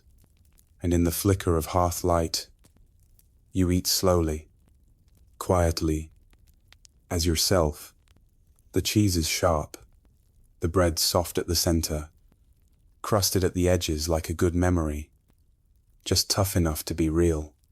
You eat in the quiet, the kind that does not press in too tight, but still lets your thoughts wander, like they are looking for something they lost. You chew slowly, letting your jaw do something mundane for once. No words, no oaths, just food. The wine helps, though it burns a little more than it should. Maybe that is the point. The fire flickers nearby, casting its gold against the stone walls, like it is trying to paint warmth into the room. It is doing a fair job. You catch yourself staring into it again. And suddenly, you are somewhere else entirely. The memory comes without permission. A winter banquet. Years ago, before the title weighed so heavily, the hall had been decorated with ivy and frostbitten flowers that looked more noble dead than alive. You were seated at the high table, as always, but your eyes kept drifting toward the back, toward her. She was not royalty, not even close. A baker's daughter, you think, or a carpenter's niece. You never found out exactly. She had a laugh like warm cider, and eyes that did not blink when she looked at you. You spoke once after the feast, just once. She told you she liked the way you did not speak, unless it mattered. She vanished 3 weeks later. No scandal, no exile, just gone. You do not even remember what excuse was given, only that her absence took up more space in your chest than anyone was supposed to. You have not thought about her in years, but tonight, the wine, fire, quiet, they open old doors. You sip again, as if the burn might blur edges of memory. It does not. You push the plate away, gently, not because you are full, but because the ache in your throat has nothing to do with hunger. The crown sits on the far table, still watching, always watching. You wonder how many kings have had nights like this, where they could taste what it meant to be alone, even while surrounded by loyalty. You rise from your chair, walk to the tall window, and look out. The courtyard is empty now. The torches burn low. The wind moves softly through the trees, like it is humming a tune too old to name. You lean your forehead against the cold glass and close your eyes. The room is still. The kingdom sleeps. And for the first time in a long time, you let yourself miss something. Someone, a face you barely remember, and a version of yourself you have not seen in years. You stay by the window longer than you meant to. The stone sill is cold beneath your hands. Grounding. Below.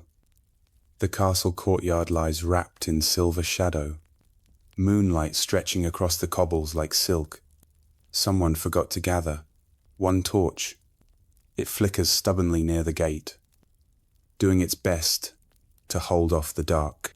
You know that feeling. Somewhere in the distance. A dog barks once, then silence again. You pull away from the glass, breath fogging the pain, and return to the fire. The plate is still there. One last corner of bread untouched. You pick it up without thinking, chew slowly, and find that somehow it tastes better in the quiet. Or maybe you are just noticing it more. You sit again, not in your chair of state, just the one by the fire, the one that does not care about posture or titles. The crown is still across the room. You have not worn it since earlier today, but your neck still feels its shape. It is always there, even when it is not. You wonder if you left it behind, one day just walked out of the gates, in a hooded cloak, with no ring. No, retinue. No name, How long would it take for anyone to find you? Realize you were gone? Would they send a search party or a replacement? You shake your head as if that might shake loose the thought. The logs shift in the hearth. A soft pop, like a whisper, breaking. You think of the northern emissary again. The practiced smile. The scroll of rehearsed civility. He will ride home tonight, or tomorrow, and report to his lord that the king still has teeth. Still knows how to look down without blinking. You did what you were supposed to. But no one will mention the moment you sat alone in this room, nursing wine and ghosts, wondering how a man can be feared by thousands and still feel forgotten. The door creaks slightly, not opening, just moving with the draft. You glance at it like you are expecting someone, but no one comes. You pull your knees closer, cloak wrapped tight. Your eyes flicker to the candle stub, barely holding on. Wax pooled like a sleeping thought. It will go out soon, and when it does, you will sleep, not because you want to, but because you have to, because in the morning they will still knock again, and you will still rise and wear the steel in your spine like it was forged for you. But for now, you just sit and let the night be what it is, soft, honest, and unafraid of kings. The candle gives up at last. No dramatic flicker, no heroic final breath, just a quiet surrender into darkness. The wick curling into itself like it is tired of trying to be light. You watch it fade. You do not relight it. The fire in the hearth has shrunk too. Koznel. Nothing more. Breathing slow and red like a tired heart. The warmth still lingers in the stones. But the chill of the castle has crept in under the doors. Over flagstones, around your ankles, you stand, groaning softly as you stretch. Your bones sound like distant drums, deep and familiar. You pull the cloak tighter around your shoulders, not because you need it, but because it is comforting. It feels like a shield made of fabric and memory. You carry the crown in your hand as you leave the room. You do not wear it. Not now. Not at this hour, when everyone is asleep and the kingdom forgets, just for a while, who it belongs to. You carry it the way a priest carries a relic, not for show, but because the weight feels earned. The hallways are dark, just torchlight here and there, flickering like nervous thoughts.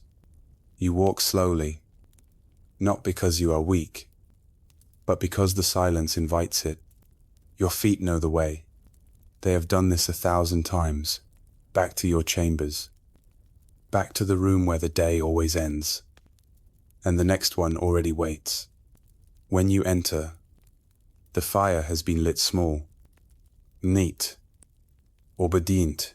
A servant must have come while you were in the court, or the solar, staring out at things that do not belong to you anymore.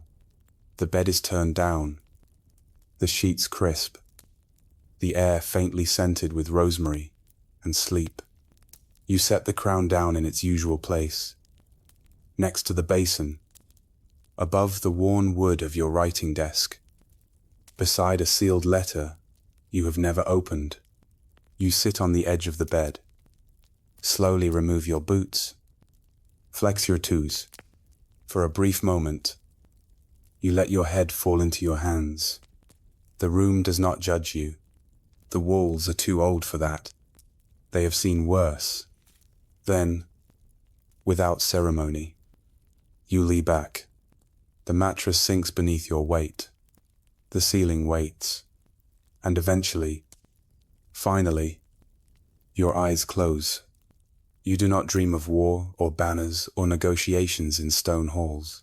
You dream of fog in the orchard, of soft dirt under bare feet, of someone laughing far away, and of waking up, not as a king, but just someone who remembers what it is like to belong to no one.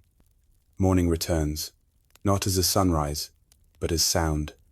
Footsteps outside your door, the soft rustle of fabric, someone placing wood into the hearth with the same reverence they would give a sleeping lion. You hear a kettle being set down, a match struck, then silence again. They are waiting, always waiting. You do not open your eyes yet. You lie still for a while, letting your breath settle into the old rhythm. You know what happens the moment you move. The day begins. The crown tightens. The questions start. And the quiet, this precious quiet, vanishes like mist touched by sun. But eventually you do move. You shift. Stretch. You hear your shoulder crack like an old door. You open your eyes. The fire is lit. The room is warmer than expected. The basin has been filled. Steam curls upward from the surface. You sit up slowly, pulling the blanket with you. You stare at the fire for a moment. No thoughts. Just light. Then the knock comes. 3 soft raps Anselm's rhythm. Timide, but dépendable. Your Majesté. You answer with a grunt. He opens the door, a hand's width, enough to slide in with a tray. Bread, porridge, 2 figs, a small pot of something that might be tea or punishment. He sets it down. Does not speak, he knows better now. He hovers a second longer. You finally glance up. He swallows. You did not call for your attendance last night. We thought I was warm where I was. You say. He nods. Eyes wide. He thinks that is a secret. That you have a hiding place in your own castle. You let him believe it. Some truths are too strange to explain. As he turns to leave, he pauses. Should I polish the crown this morning? You look at it. Still sitting where you left it, a little askew. Like even it is tired of pretending. No. You say. Let it rest today. He blinks. Yes. Your Majesté. The door clicks shut behind him. You pour the tea. It is unfortunately punishment. You take a bite of the bread. It is good. Fresh. Still warm in the center. You think of the baker already up for hours. Hands dusted in flour. Working without knowing who he is feeding. You think, too, of the hundreds of people doing the same shoveling. Stitching. Mending. Hurting. Cooking. Cleaning.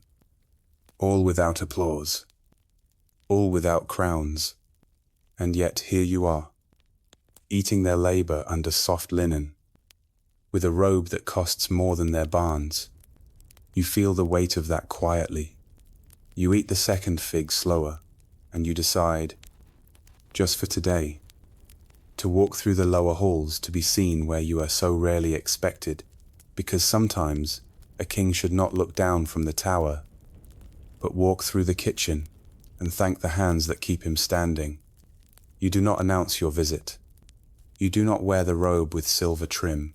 You do not bring guards. You do not even tell Everard. If you had, he would have followed you with a ledger and 3 scrolls for you to sign while you were mid-bite of an apple. No.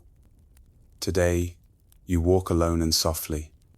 The lower halls hum with life, not ceremony, not performance, just honest work. You pass a linen room where 2 women are folding sheets, the size of sails. They do not see you at first. When they do, both freeze. One drops a corner of cloth. You hold up a hand. Slow. Easy. Carry on. They glance at each other. Unsure, if you mean it. You keep walking.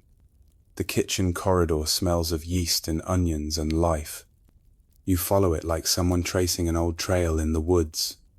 You remember these halls years ago, before the throne, when you were still a prince and not yet a promise. You duck beneath a low beam, brush past a curtain, and step into the heat and noise of the main kitchen, chaos in its purest form, pots clanging, water boiling, bread being slapped into shape. A young girl rushes past with an entire wheel of cheese like it is a sacred artifact. You step aside just in time. She does not even look up, and then someone does. The head cook, a barrel-chested man named Garrick, spots you from across the room.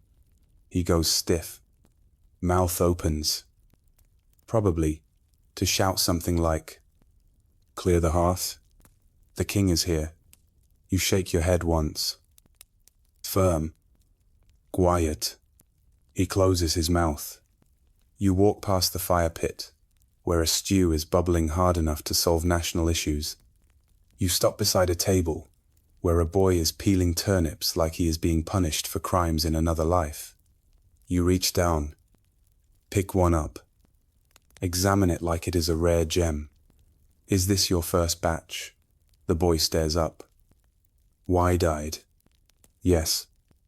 "Your Majesty." You nod. Missed a spot. He looks like he might faint. You grin barely and keep walking. You do not stay long. A few minutes. Enough to be seen, not as the crown, but the person beneath it, a face, a body, a man who breathes the same smoke, walks the same floor, and hears the same clatter of work done without thanks. On your way out, Garrick sidles up to you with a warm round loaf wrapped in cloth. "Baked this morning," he says, voice gruff with pride. No spices, just flour, water, hands. You take it, the best kind. He nods once deeply, then turns back to his ovens.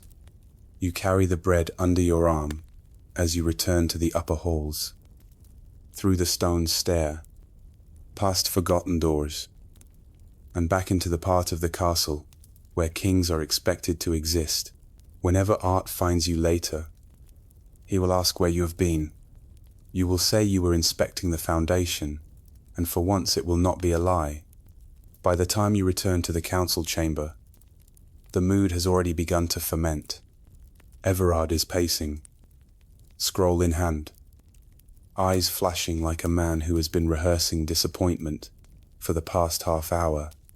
The bishop sits nearby with his hands folded, perfectly still in the way only holy men and politicians can manage.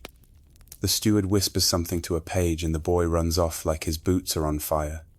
You step through the doorway holding a warm loaf of bread. Everyone stops talking.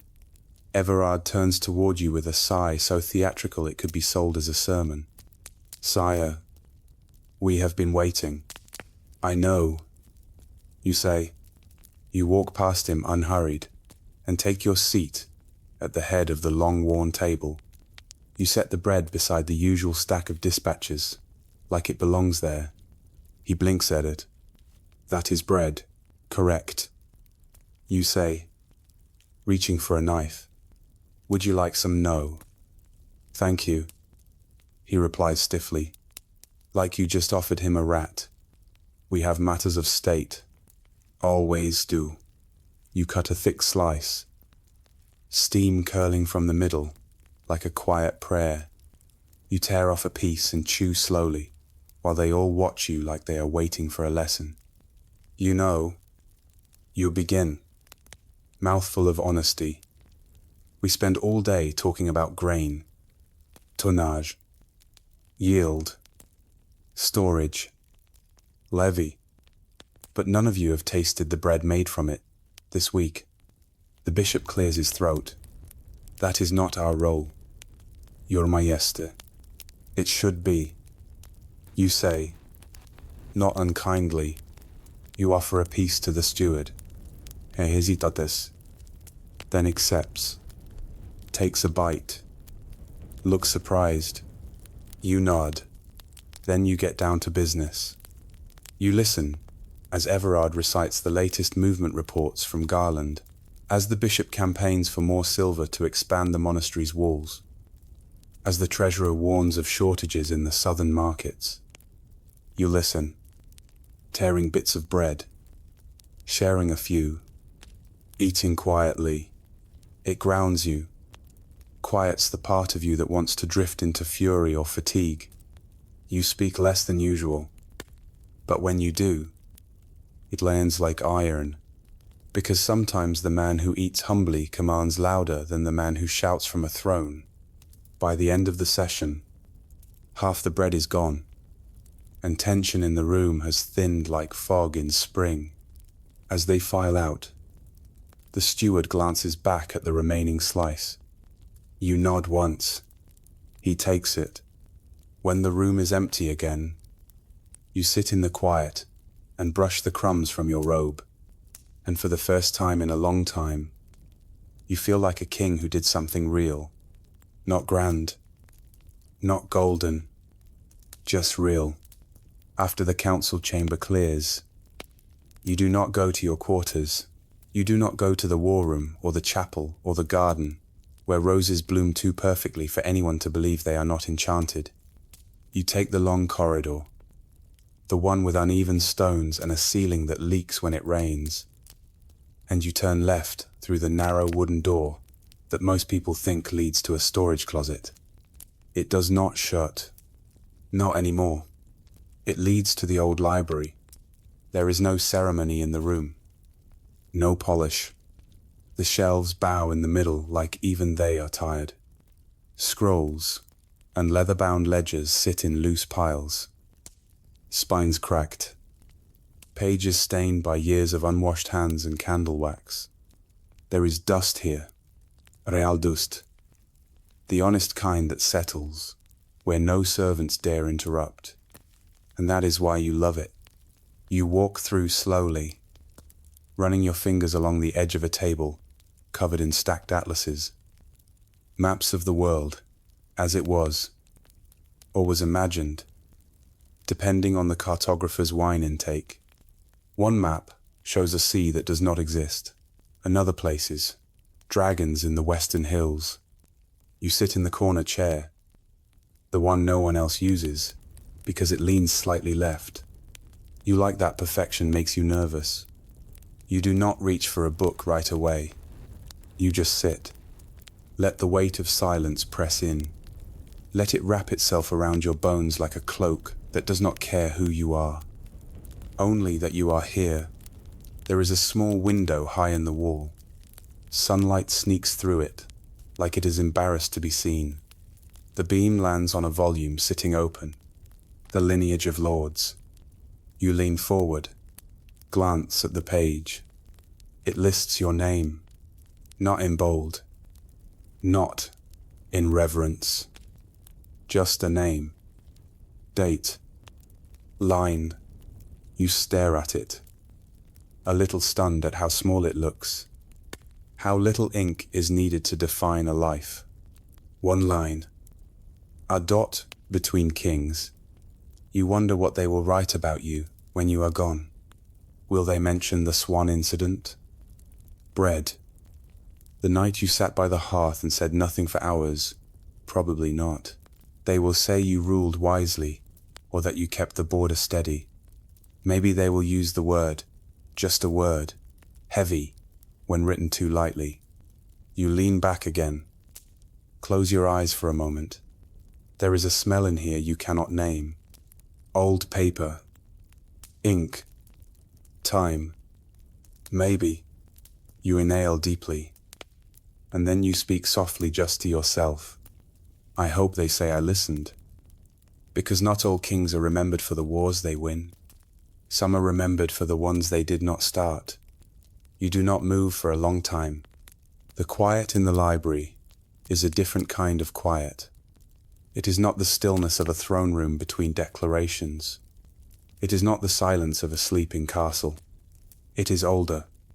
It hums like everything in here is remembering something but refusing to say it aloud. Your eyes drift back to the open book.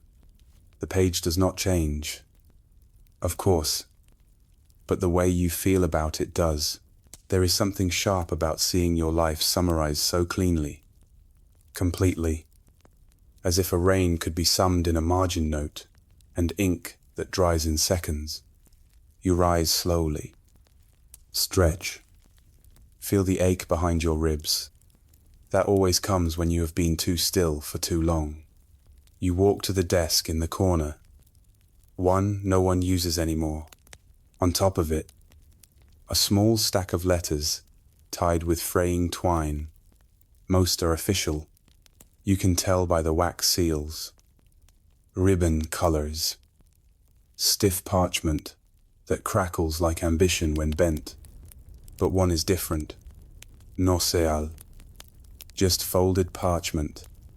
No name on the outside. You stare at it for a second too long. You pick it up. It is the letter. The one you never opened. The one you found months ago tucked in a drawer in your old traveling satchel. The one with handwriting you knew instantly. Even after all these years. Her handwriting. You do not sit. You stand by the window. Unfold it. Let your fingers move slow. Not with hesitation, but something quieter. Respect. Maybe. Or regret. The ink has faded, but the words are clear. You read them all. She wrote of the coast, of how the salt air had finally let her lungs loosen, how her hands were rougher now, but her sleep was softer. She thanked you for not chasing her, for letting her leave. She said the world was quieter without your voice in it, but not colder. She said she remembered the apple, the tower, the way you looked before the crown started to shape your face into something unreadable, and then a line that hooks itself into your chest like an arrow meant to wound gently. You were never meant to be, only a king. I hope you remember the part of you that knew how to climb. You fold the letter slowly, carefully. You set it back on the desk, and you stand there for a moment. Hands braced on the wood, shoulders low, eyes closed. You remember the tower, the way stones scraped your palms, the way she laughed when you slipped, the way you laughed too, even as you fell. You breathe, and in that breath, something inside you loosens. Not enough to change everything, but enough to change the next hour. You leave the library without telling anyone. No one sees you slip back through the narrow door. No one hears the soft click of the latch behind you. For once, you move like a man without an audience. Shoulders down, footsteps light. The letter still folded neatly in your palm. You do not take the usual path back. Instead, you follow the older halls, the ones no one uses, unless something is leaking or broken. You pass under low arch. Step over a half-loose stone you have known about for 20 years, and duck into the side stairwell, where you once stole an hour of quiet after your father died. The castle is different here. Less polished, more proud.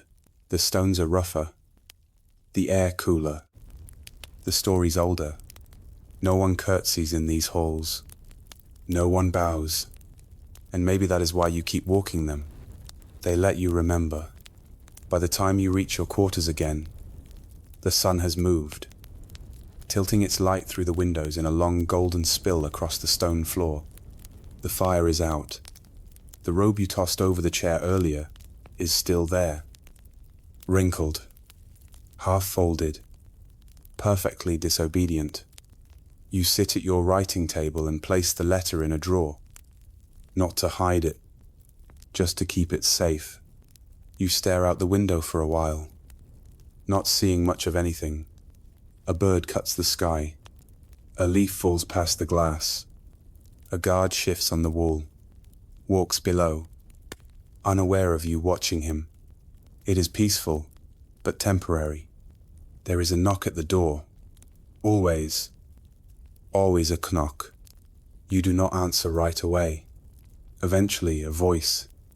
Sire, the captain of the guard requests audience. You close your eyes. It is always urgent. You rise slowly. Let your hands rest for a moment on the desk. Then you open the drawer again and look at the letter one more time. Not to read it, just to feel its weight. Then you close the drawer to pick up the crown and place it back on your head. Not because you want to, but because there is still a kingdom waiting and you have remembered who you were. Which means maybe you have not yet lost who you are. You walk toward the war room, like you have done 100 times before. The hallways feel longer today, not heavier, just slower, as if the castle itself knows you are carrying something different now, something quieter, the kind of memory that does not shout, but lingers like the smell of wood, smoke on old fabric. When you enter, the captain is already standing by the map table. His hands are behind his back. His boots are muddy. That tells you more than anything, written on parchment. Sire, he says, bowing with a nod, more than a flourish. We have word from the Eastern Post. You do not ask, not yet. He places a letter on the table. The wax seal is broken. The edges are damp, frayed, written hard. You read it without picking it up. Bandits. 3 villages raided. Livestock taken. 2 guards killed. 1 child missing. You close your eyes for a breath, long and low. You let the weight of it land.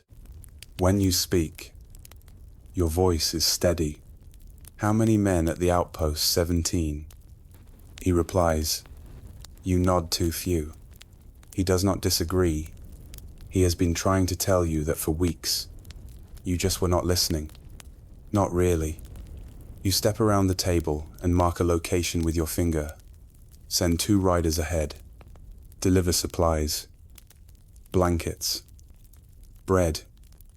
Not just swords. Let them feel the crown before they see it. The captain straightens, but his expression softens. I will see to it personally. You meet his eyes. Good. You dismiss him with a nod. But before he turns, he says something you were not expecting. You seem different today. Sire. You tilt your head. Different, not softer. He says, but clearer. You say nothing, because maybe he is right. And maybe you needed to see your name in ink to be reminded that one day this crown will pass to someone else. And all that will remain is how you chose to wear it. The captain leaves. The door closes. You lean on the map table, staring at a kingdom drawn in charcoal lines and ink that started to crack from age. You touch the place where raids happened, just a smudge on parchment. But out there, it is fire. It is fear. It is a child who has not come home. You roll the map up slowly, and for the first time, in a long time, you do not feel like a man balancing duty and survival. You feel like a king trying to be better than the day before. You leave the war room not with urgency, but intention. There is a difference. Urgency scatters. Intention gathers. Today your feet know where to go before your mind catches up. Down through the archway, past the old training yard, past the courtyard where pigeons seem to stage daily coups, past the stables where a black mare stamps her hooves like she knows something you do not. You stop just before the gates, not the main ones, the side gate, the one used by merchants. Stable hands and servants carrying baskets of laundry that smell like lavender and coal. A few guards linger there, not in polished armor, but worn leather and patience. You nod to them. They let you pass without a word. Outside, the road bends through lower town, and it is loud in the best way. Pots clanging, boots in puddles, chickens daring fate, and children arguing about a stone one of them insists is magical. You walk among them like smoke, familiar, but not always seen. A baker pauses mid-gesture as she stirs a cauldron of something thick and fragrant. She squints. Is that the king? Someone beside her scoffs. Kings do not walk without trumpets. You pass them without saying a word, not because you are ignoring them, but because today you just want to watch. At the edge of the market, an old man is mending a cartwheel. His hands shake slightly, but his focus is unbroken. You crouch down beside him. No one notices for a moment. He offers no bow, just a grunt and quiet. Can you find good wood for these spokes anymore? You glance at the wheel. Have you tried using ashwood? He side-eyes you. And what would you know about carts? Then you smile, just barely. Enough. He chuckles, and it is the kind of laugh that is too old to flatter. Well, then maybe you should come back tomorrow and help me lift the axle. You rise, brushing dirt from your knee. Maybe I will. You continue through the street, slow and deliberate. The people begin to notice, not with fear, not with reverence, just surprise, and then nods small, uncertain, but real. They do not shout, they do not kneel, just nod, and something in your chest unclenches, because this quiet presence might be the truest power you have ever had. Not ruling from above, but standing among them. The path winds past the smithy, where hammers strike in rhythm with the heartbeat of town. Sparks fly in small bursts, catching the morning light, tiny rebellions. You pause just outside the open stall. The blacksmith is a broad-shouldered woman named Brina, with arms thicker than most men's legs and a scowl that could temper steel on its own. She does not look up right away. She is working, focused, wrapping leather around a hilt, the kind of focus that only comes when your hands know exactly what they are doing and your thoughts are far from politics. Looks balanced. You say, voice soft enough not to startle. She glances up. A flicker of recognition crosses her face, but she does not bow. She just says, if it was not, I would not be wasting my time on it. You nod. That is Brina. She finishes the hilt, sets the blade on a rack, then finally meets your gaze. You are walking alone today. I am. She knew it is. She wipes her hands on a cloth that used to be white and leans against the anvil. My boy joined the guard last spring. You remember curly-haired, tall as me, when he stands up straight. You nod. I remember. Saw him on patrol last week. Looked proud. She smiles just a little. He still asks if you ever notice him. I just did. Her smile grows by a breath. He will brag about that for a month. You leave her to her forge. The sound of hammering picks up again as you walk on. Steady now. Every footstep feels less like movement and more like conversation. Every glance you share with a merchant or a mason feels like it carries something unspoken. Not obligation, but connection. You stop at a small well where 3 children are playing a very serious game involving a pebble, rope, and one chicken who refuses to play by the rules. One of them stares at you openly. Are you the real king? You crouch down. Depends. Does your king eat bread and forget names sometimes? She thinks about this. I think so. Then yes. You say. She nods solemnly. Good. Because the other one, we pretend, is always shouting. You laugh, and it is not a royal laugh. It is not poised or timed or polished. It starts just yours. As you rise and continue your walk back toward the castle gates, your hands feel looser, your jaw unclenched, heart not lighter, no, not that, but steadier, because sometimes the kingdom is not banners or the battles, not maps in the war room. Sometimes it is a boy in armor who wonders if you saw him, a blacksmith who keeps her pride in silence, a child by a well asking if you are real, and your answer, every day you wear that crown, is to be. The castle gates loom ahead tall and shadowed in the afternoon light. The guards at the entrance straighten when they see you approach. Hands to hilts, back stone. You nod once, no commands. No ceremony. Just a silent return. They open the gate without a word. You step through, and the change in air is immediate. Cooler. Quieter. More stone than sky. The castle swallows sound differently than the town. It folds it inward, presses it into corners. You are used to it, but today it feels sharper, cleaner, like you are hearing it all for the first time.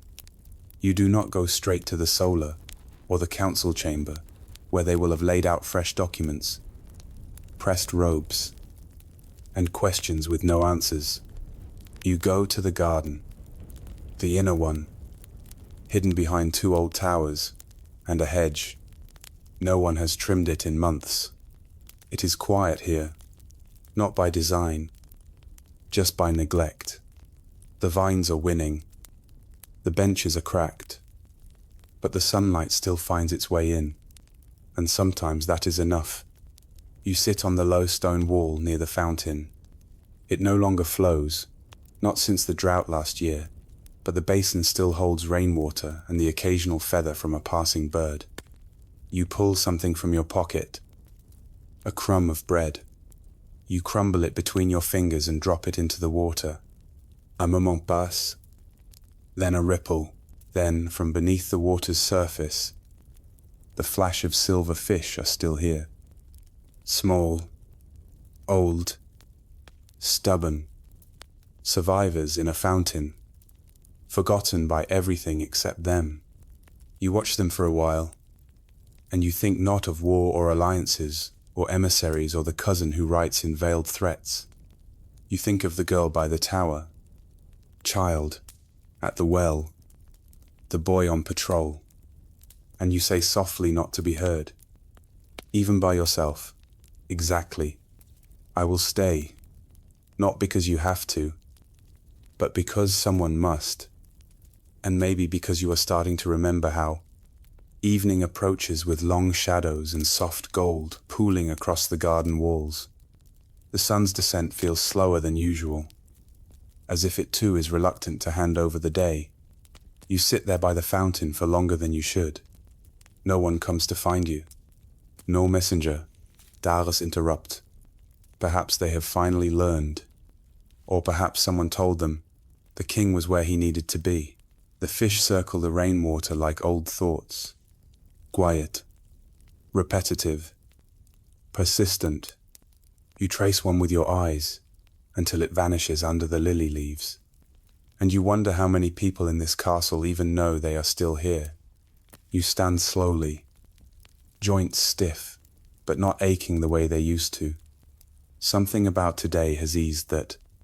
No healer, no puss. Just walking, talking, being among the people who keep the place alive while you sit in rooms and sign your name on things. You walk back through the garden path with slower steps now, not because you are tired, but because you do not want to miss anything. A single violet blooms beneath the ivy. You crouch down, touch the petal gently, a color so small, bold, completely unnecessary, and yet it is here, thriving. You make a note to leave the ivy alone. Back inside, the castle lights are beginning to glow. Candles lit in corners, lanterns swinging gently from hooks. You pass two servants whispering in the corridor. They fall silent when they see you, eyes wide, mouths half-formed around the gossip they will never admit to. You smile. Let them wonder. You are not angry. Let them speak of you in ways that feel real. You reach the stairwell up toward your chambers, but instead you turn left toward the solar, toward a fire that is already burning, toward the plate that is probably waiting, and the wine you are no longer drinking to forget. Tilda is there. As expected, she does not speak when you enter. She is placing a folded letter on your desk, likely another request, another complaint. You nod. She does not ask where you have been. She knows better. She glances at your boots, muddy, scuffed. She smiles. Was it worth the walk? You sit. Ease into the chair, like it was shaped for your back alone. More than worth it. She pours the tea. Not wine. Not tonight. You take the cup. Hold it between your palms. The heat is a quiet kind of strength. You sip. It tastes bitter, but clean. She steps toward the door, pausing only once. They missed you today. You nod. Let them. Will you go back tomorrow? You glance at the fire. I think I will go earlier. And as she closes the door and the castle exhales around you, you let yourself feel it. The weight of the crown is still there. But for the first time in a long time, it feels like it is sitting on someone who knows why they wear it. The fire in the solar burns low now, casting amber ribbons across the stone floor. You have moved your chair closer, not out of cold, but instinct. There is something about sitting near flame that reminds you of your father. He never lit it himself, always had someone do it, but he stared into it often, like he expected it to speak first. You never understood that as a child. Now you do. The tea cools in your hands. You do not drink it. You just hold it like something tethering you to the moment. The flames pop and settle. A log collapses inward with a sigh, sending up a brief shower of sparks. Across the room, the crown still rests on the desk. You have not yet worn it since morning, and you do not need to now. Tonight is not about being king. Not out loud, not in marble or decree. Tonight is about the choices no one sees, the ones bards sing about, the kind made with quiet hands and open eyes. You walk to the desk and pick up a quill. The paper is blank. You do not write a command. You write a letter. It starts simple to the boy in the guard, who stands a little straighter than the rest. Then another to the baker with a crooked smile and flour on her sleeves. And another to the girl at the well, who asked if you were real. The words are not royal. They are not grand. They are honest. Small truths. Glimpses. Are reminders of what you saw, of what they are, of what you are trying to become. Each letter folds into itself like a secret, a gift. You stack them neatly. Tomorrow, you will ask Tilda to deliver them quietly, without fuss. No seal, no name, just a king remembering his people, just a man trying not to forget again. You return to the fire. Sit back down. Let heat climb your legs and rest across your chest. You close your eyes, and in that warmth, something settles. Not peace, not yet, but purpose, and that sits enough, because tomorrow will come, and with it the questions, noise, iron weight, of expectation, but you will meet it not as the man they think you are, but as the one who finally remembered how to listen. The fire burns down its final breath. There is nothing left to say tonight. No orders to give. No signatures to place. The letters are written. The halls are silent. The kingdom sleeps. And for once, it does so without needing your voice to keep it from breaking. You stretch once slowly, carefully. The ache in your spine is the kind you welcome. It means you moved today, not just across rooms, but towards something real. You stand, wrapping your robe around yourself, like armor for a different kind of night. No metal, no blade, just fabric, memory, intention. You walk to the window and look out one last time. The sky is endless. Stars blink against the black, like quiet oaths. Below, the town rests under that same sky, roof to roof, hearth to hearth, life stacked beside, life like a mosaic. Only you get to see from here. You do not look down with ownership. You look down with weight, with awe, with the understanding that these people, these stories, ordinary names, are what hold the walls of this place together. Not the throne, not you, them, always them. You turn from the window. The room behind you waits. The bed is turned down, fire low, and the crown still on the desk. You could leave it there tonight, but you do not. You walk to it, lift it with both hands, not out of obligation, out of respect. You place it on the stand beside your bed, not on your head. Tonight the crown rests too. You lie down, let your body sink into linen and silence. You exhale, not the breath of a ruler, the breath of someone who has finally, truly arrived in his own skin. You close your eyes, and tomorrow, when the knock comes, you shall answer it not as a burden, not as a symbol, but as a man who remembers every name the crown tried to make him forget. And that is how a kingdom endures, and that is how a king becomes.